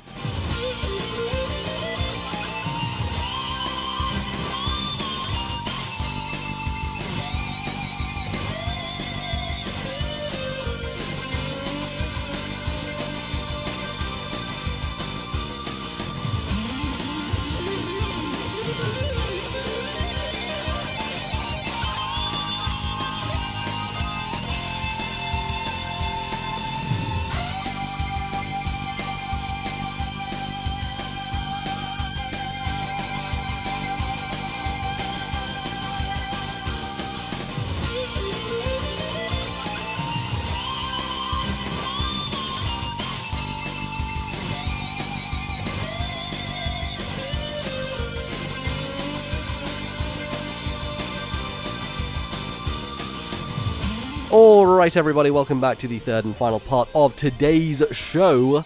We're here to do a little bit of a news roundup, not some massive things happening, but some little bits and pieces, rumours here and there, and also Nintendo announcing some release date stuff that is interesting, and in some ways unprecedented, so let's chat about it and talk about what is going on.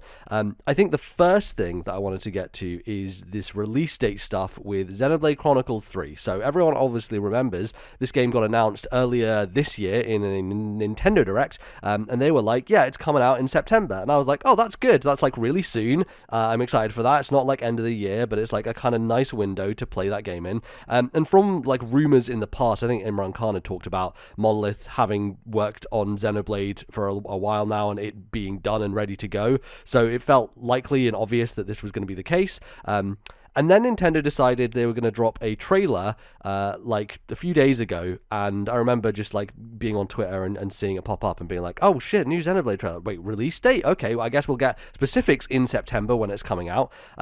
And then they undelay the game. They bring it forward. They change its release date from quote-unquote September to the 29th of July. And you could say that's like 2 months bringing it forward. I guess it's basically August by that point, but we didn't know when in September it was coming. So it's like it's a massive like change, and it's really interesting. And I don't think I can think of any example like this with a big game, at least, where it has been announced for a window and then released even earlier than that was expected. I don't know if you have any examples of that, Bally. I'm trying to think. Maybe like back in the 3DS or something. There must have been something 3DS or Wii U, but I don't think it's happened on Switch.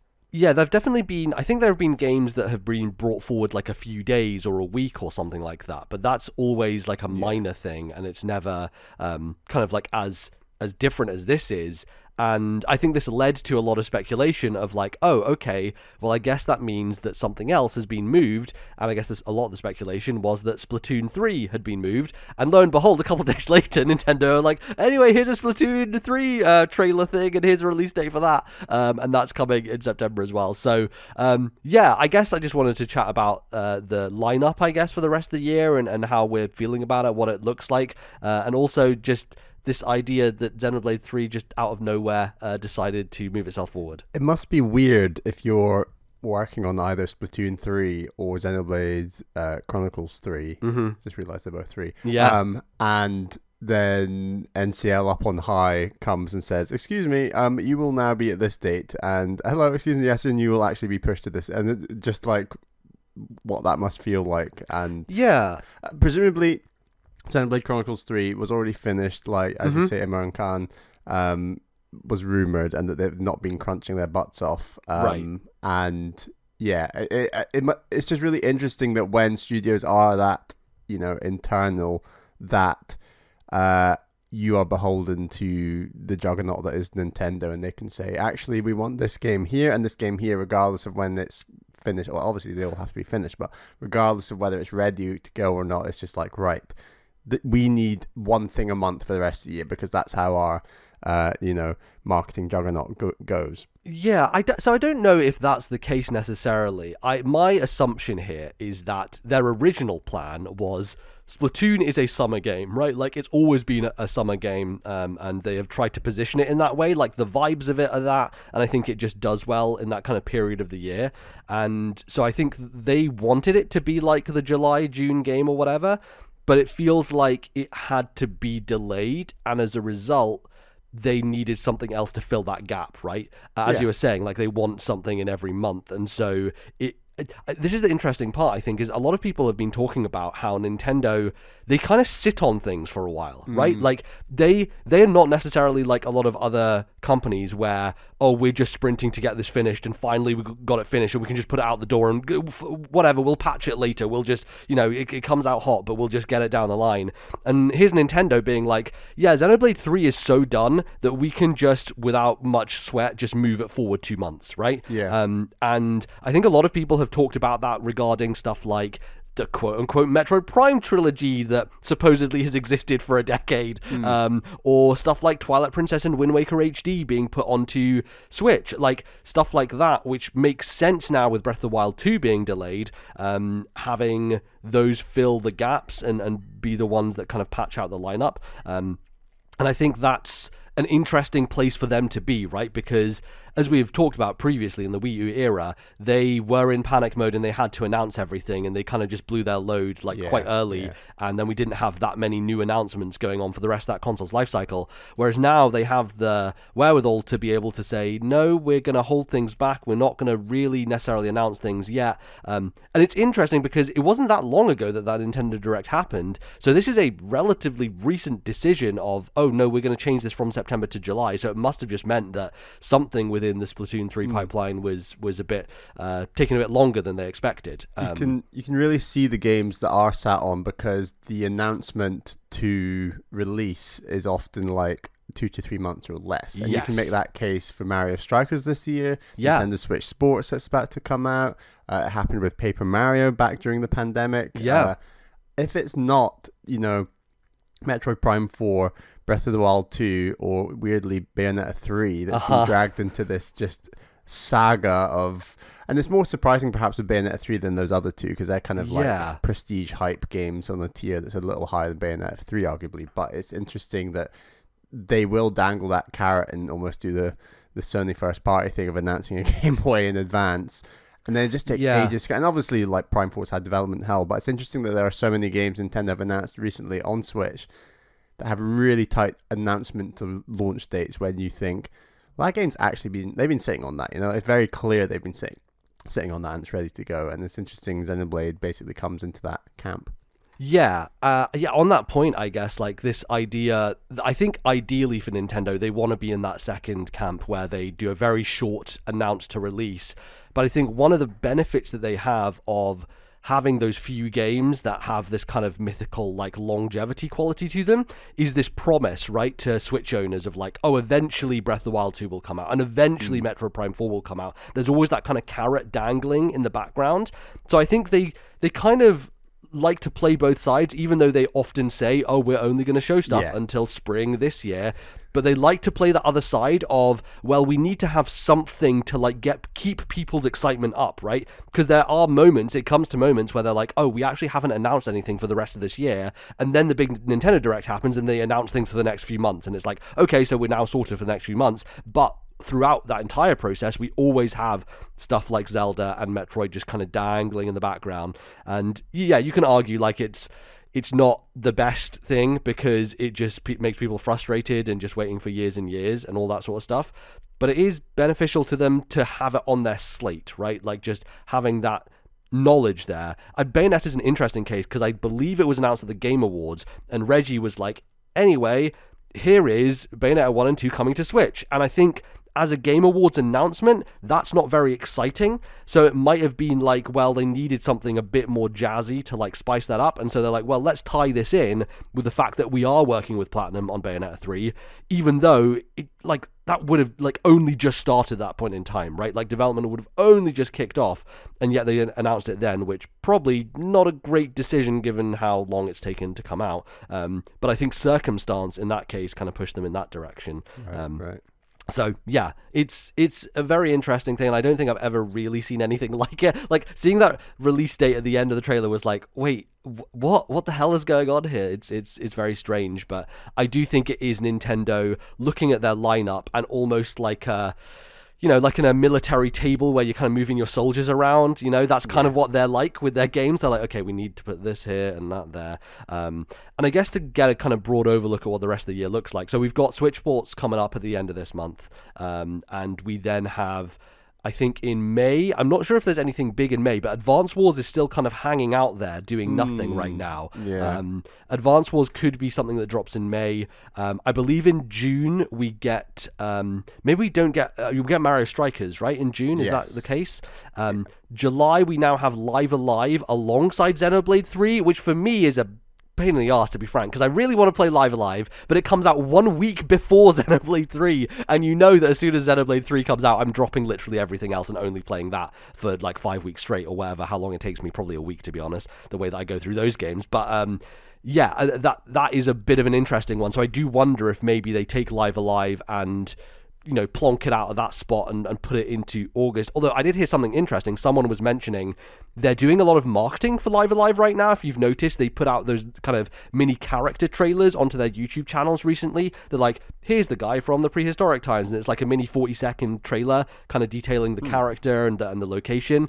And it's weird that they're doing that kind of marketing now, and maybe the reason for that is because they want to get all that marketing done now ahead of July, because by July all their focus will be on Xenoblade for their JRPG budget, let's say, for like promoting video games. And you know, it's a first party internal game versus a Square Enix partnered game, so it's going to get more attention from Nintendo generally. But then after that we have in August, I don't think there is anything major for August at the moment. I mean, it could be Advance Wars. I know it's a joint partnership as well, but like Sparks of Hope is weirdly just lingering around. It might get delayed, who knows, but yeah, for sure. And I know Ubisoft going through a lot of issues and problems at the moment anyway, so I don't know. Nintendo by Ubisoft? Oh boy, God, I don't know. Yeah, it's a wild world of acquisitions. Yeah, I've seen some rumors recently about Ubisoft potentially being purchased, which is ironic given how much they fended off Vivendi for years and years. That all their fucking workplace stuff has come to roost. But anyway, we'll see how that goes. And then obviously we've got Splatoon now in September, which is cool. I think actually Splatoon, it still works in September for me, you know, like I think that's a good spot for it to be in, and there'll still be a lot of interest in it. It's like slightly ahead of when all the major releases for the end of the year come out, so it gives it a little bit of time to breathe. And then obviously we've got Pokemon coming at the end of the year in November. No more Breath of the Wild 2, which, Bally, you haven't been on the show since Breath of the Wild 2 was delayed, so what are your thoughts on that? I said it before I went on my paternity leave, but I think we all just play this game every time 3D Zelda is coming out, where we think it's actually going to come, and it always gets delayed multiple times, and we keep forgetting that every time a new Zelda comes out. But yeah, I think we were fairly confident it was going to get delayed, especially when Nintendo say, especially on Zelda, they say we're aiming for this window. You know they've not got the confidence that it's going to even come out in that window. If they're saying window and not date, they've said more. They've been more precise on the date in the past, and still delayed. So then if you say, oh, but actually it's going to be a window, then it's like an automatic, it will be delayed because you're pretty not much confident enough to say a date. So yeah, it's absolutely fine. There's always too many games to play, so I can wait a very long time to play the sequel to Breath of the Wild. And it's totally fine in my book. The other thing is we don't have the kind of second half of the year solidified, because that usually happens around E3, quote unquote E3 time. I think we're going to get one big thing announced at E3 that comes out this year. Yeah, potentially. It could be 3D Mario. It could be something DK related. It could be something that's just been on the back burner for a little while, but we're definitely due 3D Mario. Like, that is going to happen probably this year or next year. Like, I think so. You're due. Yeah, and I think the other thing to keep in mind with what they do there is there's generally they'll have some partner games as well, third-party stuff. So I wonder if that's when we get an update on Mario plus Rabbids, if that becomes an October game or something along those lines. Or what if Nintendo have the big reveal and a timed exclusive on a game like Silk Song for later this year? Yeah, I mean, let's not make any judgments on Hollow Knight stuff. I think that's tied up with Zelda as well. Of like, I don't know, they announced that and then people were like, when is this ever coming out? We don't know. It's an expansion. It's a Actually, it's a new game. Right. Actually, it's not coming out this year. Yeah. It was on the cover of Edge magazine, I think, at the end of 2020, end of 2020, start of 2021, and people were like, "Oh, this means it's coming out," and we're like a year and a half past that now. So yeah, it's that one will take its time cooking. Obviously, there's stuff like Cuphead DLC still to come this year. I think that's June as well, which is exciting because oh my goodness, Cuphead's amazing, and I want to get back to that at some point. Do you think Nintendo will be launch date with that alongside Xbox? I think, yeah, for sure. I think, honestly, that will be one of the major platforms that it gets promoted on. Obviously, it's an Xbox thing and is a big deal for them, but I feel like a lot of people played it on Switch. And will it be standalone? That's a really good question, actually, because it feels like how long it's been and built up. Like, because I don't own Cuphead on Switch, I don't own PC, and I would probably prefer to play this on Switch, right? So I don't necessarily want to buy Cuphead again and then just to buy the DLC on Switch. So if it was standalone, I would appreciate that. That would be nice. I would be happy, but I just don't know if that's going to be the case. Probably be Game Pass day one. I'll probably end up playing it there. I don't know. Yeah, it depends, right? Depends how things go when it comes down to it. But yeah, in any case, it feels like the year is still looking pretty good, right? Like there's a lot of stuff to be excited about. I totally forgot Fire Emblem Three Hopes, Fire Emblem Warriors Three Hopes is, I believe, a June game as well. So they are really packing things in. You know, if we're getting Mario Strikers and Fire Emblem in 1 month, as well as Live Alive and Xenoblade in another month, like that's 2 major releases per month in terms of exclusive stuff. This time next year, what will be their top-selling game from 2022? Ooh, other than Pokemon, because that's it will be Pokemon, of course. Man, I'm gonna say Switch Sports. I think that's a good shout. Yeah.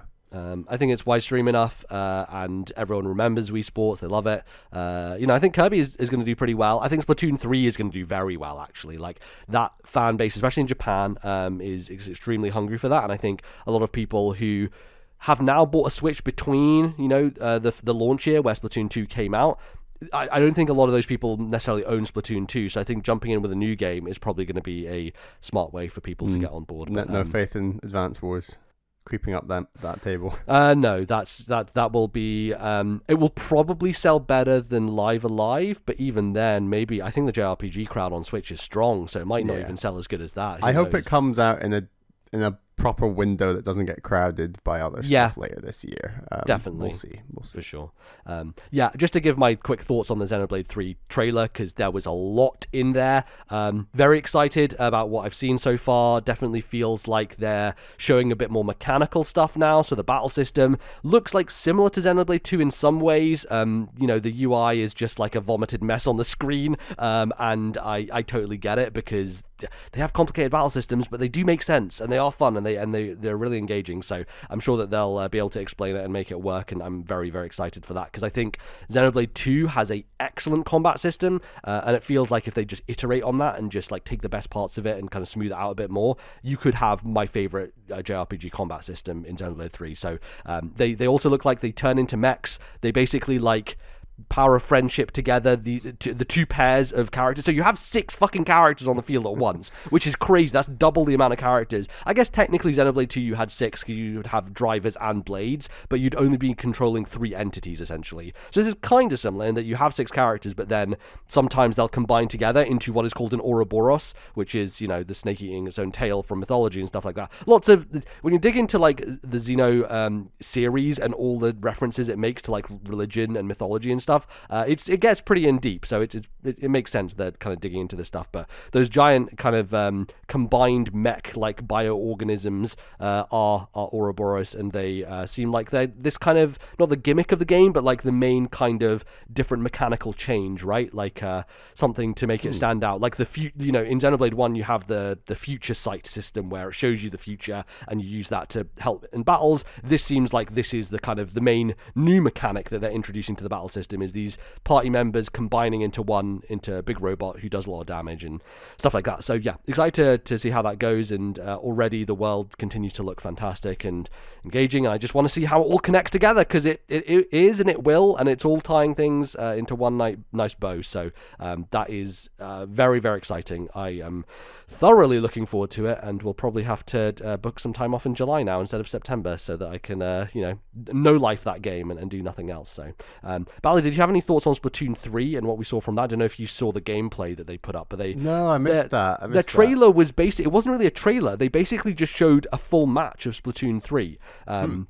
And so, yeah, it was just two teams fighting each other for like 3 minutes, essentially. And it showed a few of the new abilities in action. So, like, the hamster ball kind of tank thing they showed. And the paintbrush guy now has, like, this ninja thing where they have, like, really stretchy ninja arms that almost grapple hook around the place. So it feels like there's a lot more just mobility options going on generally. Verticality, maybe. Yeah, for sure. And just interesting movement and stuff going on. Looks very smooth. Looks just very similar to what Splatoon has been, and is not a radical change, but generally is just kind of showing off, some new stuff, some new abilities. And the big question mark for me is still the single player with Splatoon 3. We just still don't have any clue for what that is.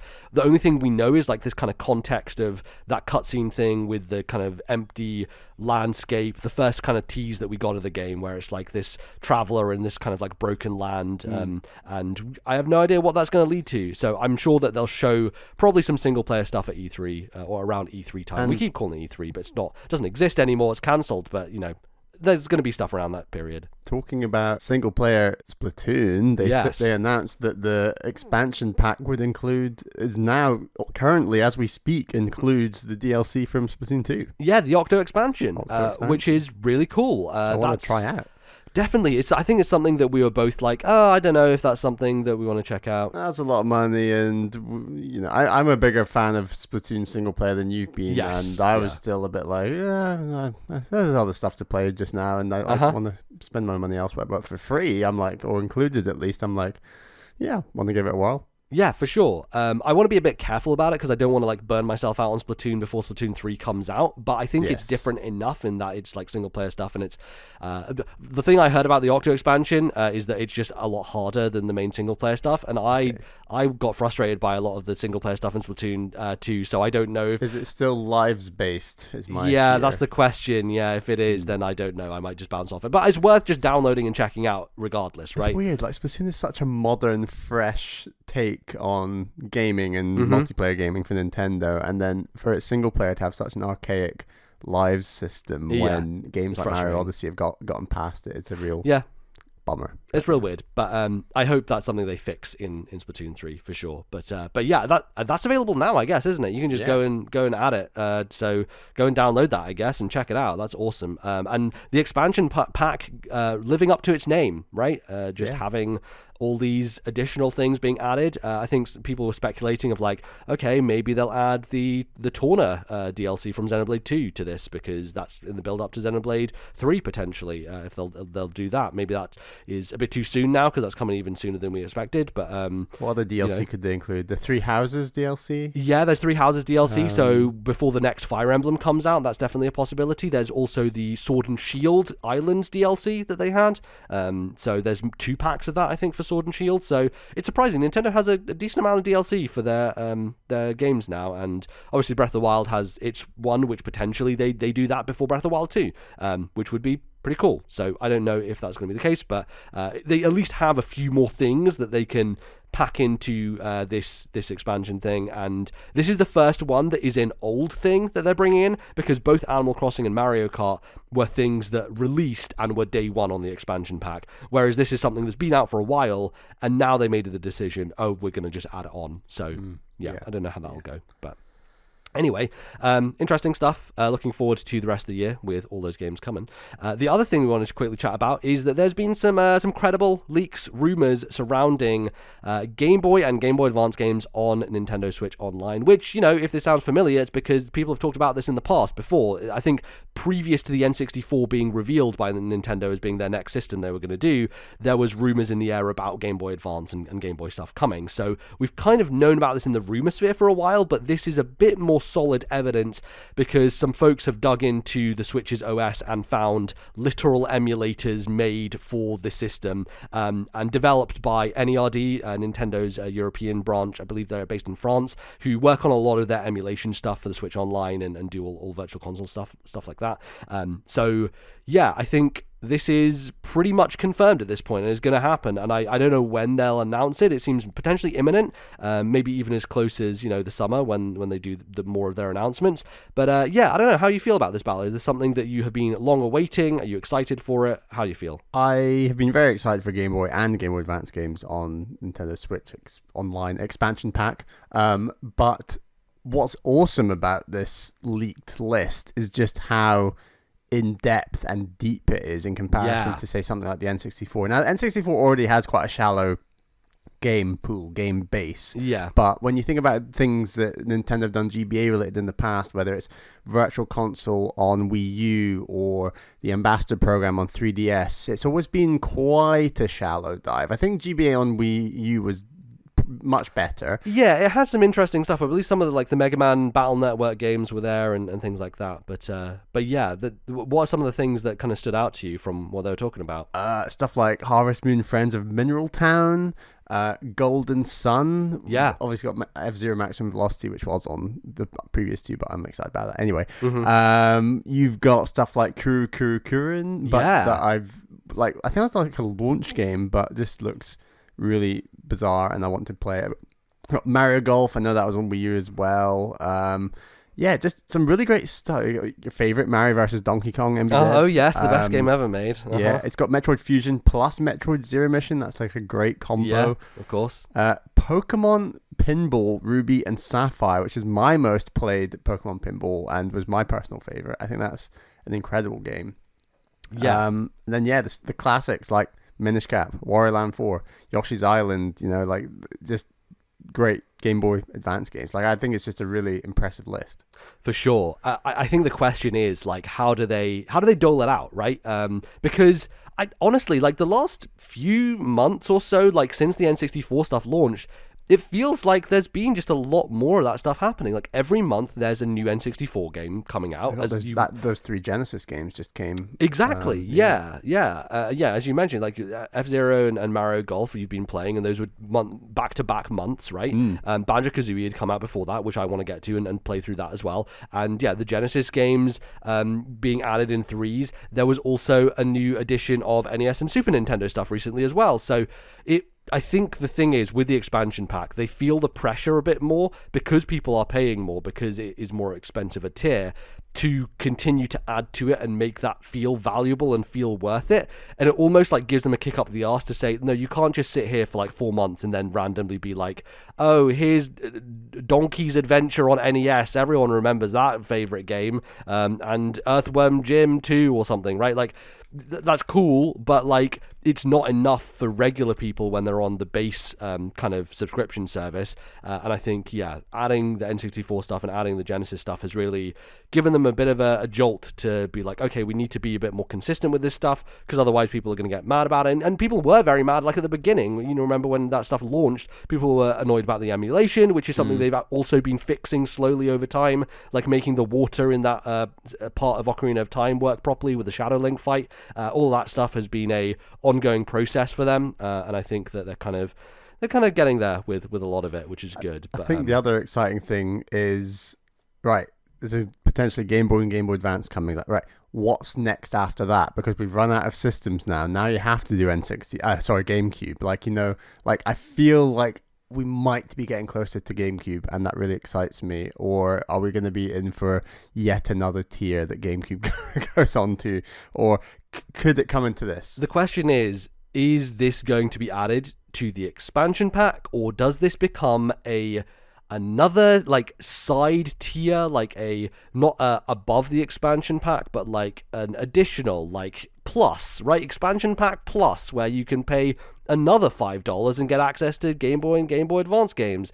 To me, sounds real bad. That would be incredibly frustrating. But I can see Nintendo doing it because they're fucking weird, right? How do you think this is going to go down? Do you think it's just going to be a part of our existing subscription, or are we going to have to pay more? I personally think that it will be existing subscription. I also think that as the recent PlayStation announcement has gone down, I just think 2 tiers is better than 3. I think 3 tiers is like, come on, like this is just like I think there's some sort of like maths or science behind the idea of having 3 tiers. That it is quite a good way of squeezing more money out of someone who is going to get the middle tier in any case or something. There's something to do with that I read online, but I think Nintendo is much more 2-tier focused. I'd be really shocked, and the expansion pack's not even been around that long. Like I'd be really shocked if they went for yet another tier. I think what's more likely is the expansion pack might go up in price slightly. Which I personally prefer than just having a 3rd tier. I don't know. Is this the time, Bally? Do we get Mother 3 on the GBA expansion pack, whatever it's going to be, Switch Online? Will it happen? Do you believe? Well, it's not in this supposed leak, which, given the depth of a lot of the games here in terms of how deep they're going into like the GBA history, is maybe kind of surprising. So I'm gonna say we're not gonna get it, to be honest. I don't know. Yeah, I think it's one of those things that is just like the eternal question that I don't think is ever actually going to happen. There's a lot of issues with Mother 3. It's got some problems with it, but I do think that if they were to approach it again, it would probably have to be from a full like remake perspective, just like editing some of it and making it work. It's a hard game to kind of to put out still, and I don't know what will ever happen with it, but maybe Reggie will reveal it in his book. Oh yeah, no, of course, yes. He'll talk the tell-all story of what happened with Mother 3 from Reggie. Yeah, looking forward to that. On the Game Boy side of things, I'm excited to see some weirder stuff like Legend of the River King or the Frog for Whom the Bell Tolls, like those types of like more niche Game Boy original games that we didn't really see or hear much of, and potentially like having some Japanese only stuff that gets translated or even just put on the service just as it is, because there are a couple of examples of those I think on the Super Nintendo and NES where they are just Japanese games but they just put them on there for people to play, which is really nice, and I appreciate that. Like stuff like Tomato Adventure for GBA would be great to have on there, Alpha Dream's first game, and I would love to see a official translation for stuff like that, but that might just be a bit too much for Nintendo to go through and do all that stuff. But if you want to, if you are a paying Switch online subscriber, you can actually just go to a Japanese store with I think a different profile and just download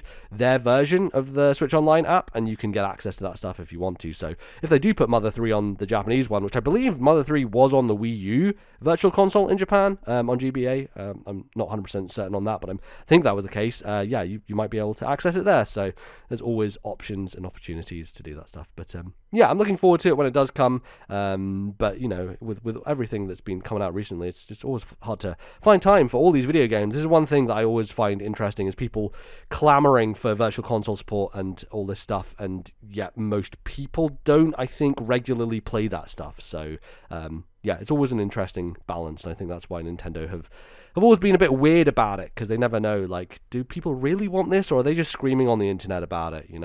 Who will actually sit down and play all this stuff? So us, yeah, that's true. we will do that. Cool. Well, I think that is going to close us out for the show. Thanks everybody for sticking with us, for listening, and Bally, thanks for coming back on this podcast. It's been good. I can feel myself limbering up for a bit of Nintendo Switch Sports, I must say. Yes. Have you been allocating and finding your plastic peripherals to get out the old tennis rackets and things? Oh yeah, of course. Yeah, no, digging into the closets to find those. They're very important. Like they're absolutely crucial. The critical component to playing Wii Sports was the plastic tat that you attached that literally did nothing, but just looked like an extended golf club. Wasn't even a full-size golf club. Wasn't even. It was a mini. It was like a mini putt. I would have to go on my knees to use it, basically. So that was great. So yes, no, I'm looking forward to that game. I'm very excited. It's going to be fun, and we can play some online against each other, and maybe do some stuff with community as well. It'll be great. But yeah, that's upcoming, and and then the releases will keep rolling in. Looking forward to Xenoblade 3. Very excited for that.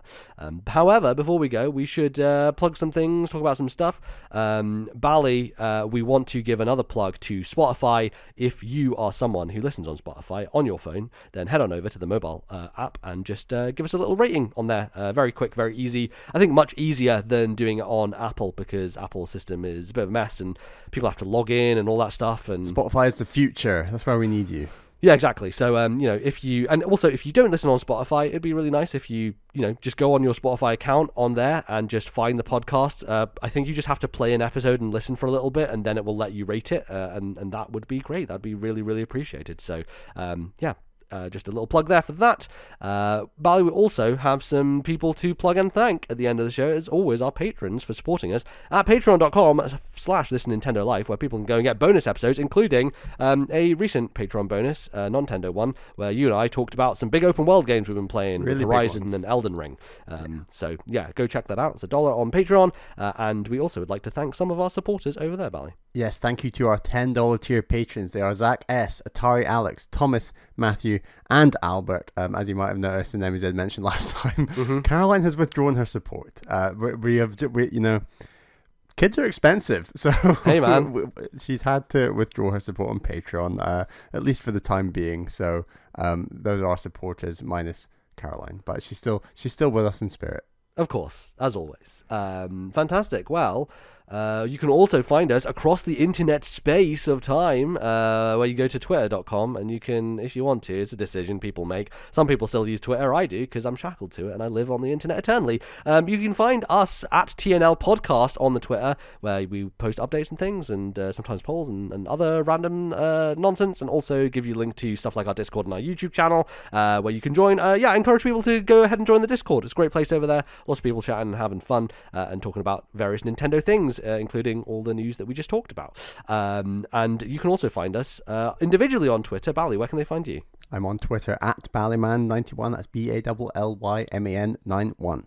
Grand stuff. You can find me at LordNBZ on Twitter, and it's a good place to go. Obviously, as we mentioned, you can find us all over the internet, including Spotify. If you want to download us there, listen to us there, that is an option. However, you can just go to any podcasting app and download us as well. We're on Stitcher. We're all over the shop, so find us. If you just search for This Nintendo Life, you should find the podcast, and you can subscribe to it, and then episodes just pop into your feed like magic. It's crazy. Just wake up one morning and bam, there it is. It's nuts. So yeah, that would be widely and heavily appreciated. And I think that's it. I think that's pretty much everything for us here today. Bally, I wish you luck continuing to attempt to play video games with a child. Thank you. I'm sure we'll get a lot of updates as things go along, and how that changes and all that stuff. But it'll be. I'm going to be playing Nintendo Switch Sports in like the middle of the night, so my arms swinging and things. Yeah, exactly. Okay. Yeah, got to be aware of your surroundings even more so at this point in time. That'll be an interesting challenge. I've got my strap ready to go. It's going to be on my wrist. Exactly. Nothing's flying anywhere. Just fingers crossed that what happened with Monkey Ball doesn't happen again. No more Monkey Ball. No more Monkey Ball. Bally throwing things at windows. Monkey Ball baseball. That is bad. It's banned. Yeah. In fact, I don't think there's any baseball in Switch Sports, is there? In the new one. Golf and. I think they said golf is coming later, right? There's one other one coming later. I don't know if it was baseball or something else, but definitely golf. There's volleyball that's definitely in there, I think, which is going to be fun and interesting and a different thing to try out. But yeah, I'm looking forward to the new sports, the old sports, all the sports. So get ready out there, get your leg straps on, and look forward to that, because I'm sure we'll be talking about it next time. But until then, thank you everybody for listening, and we'll see you very soon. Bye-bye, folks.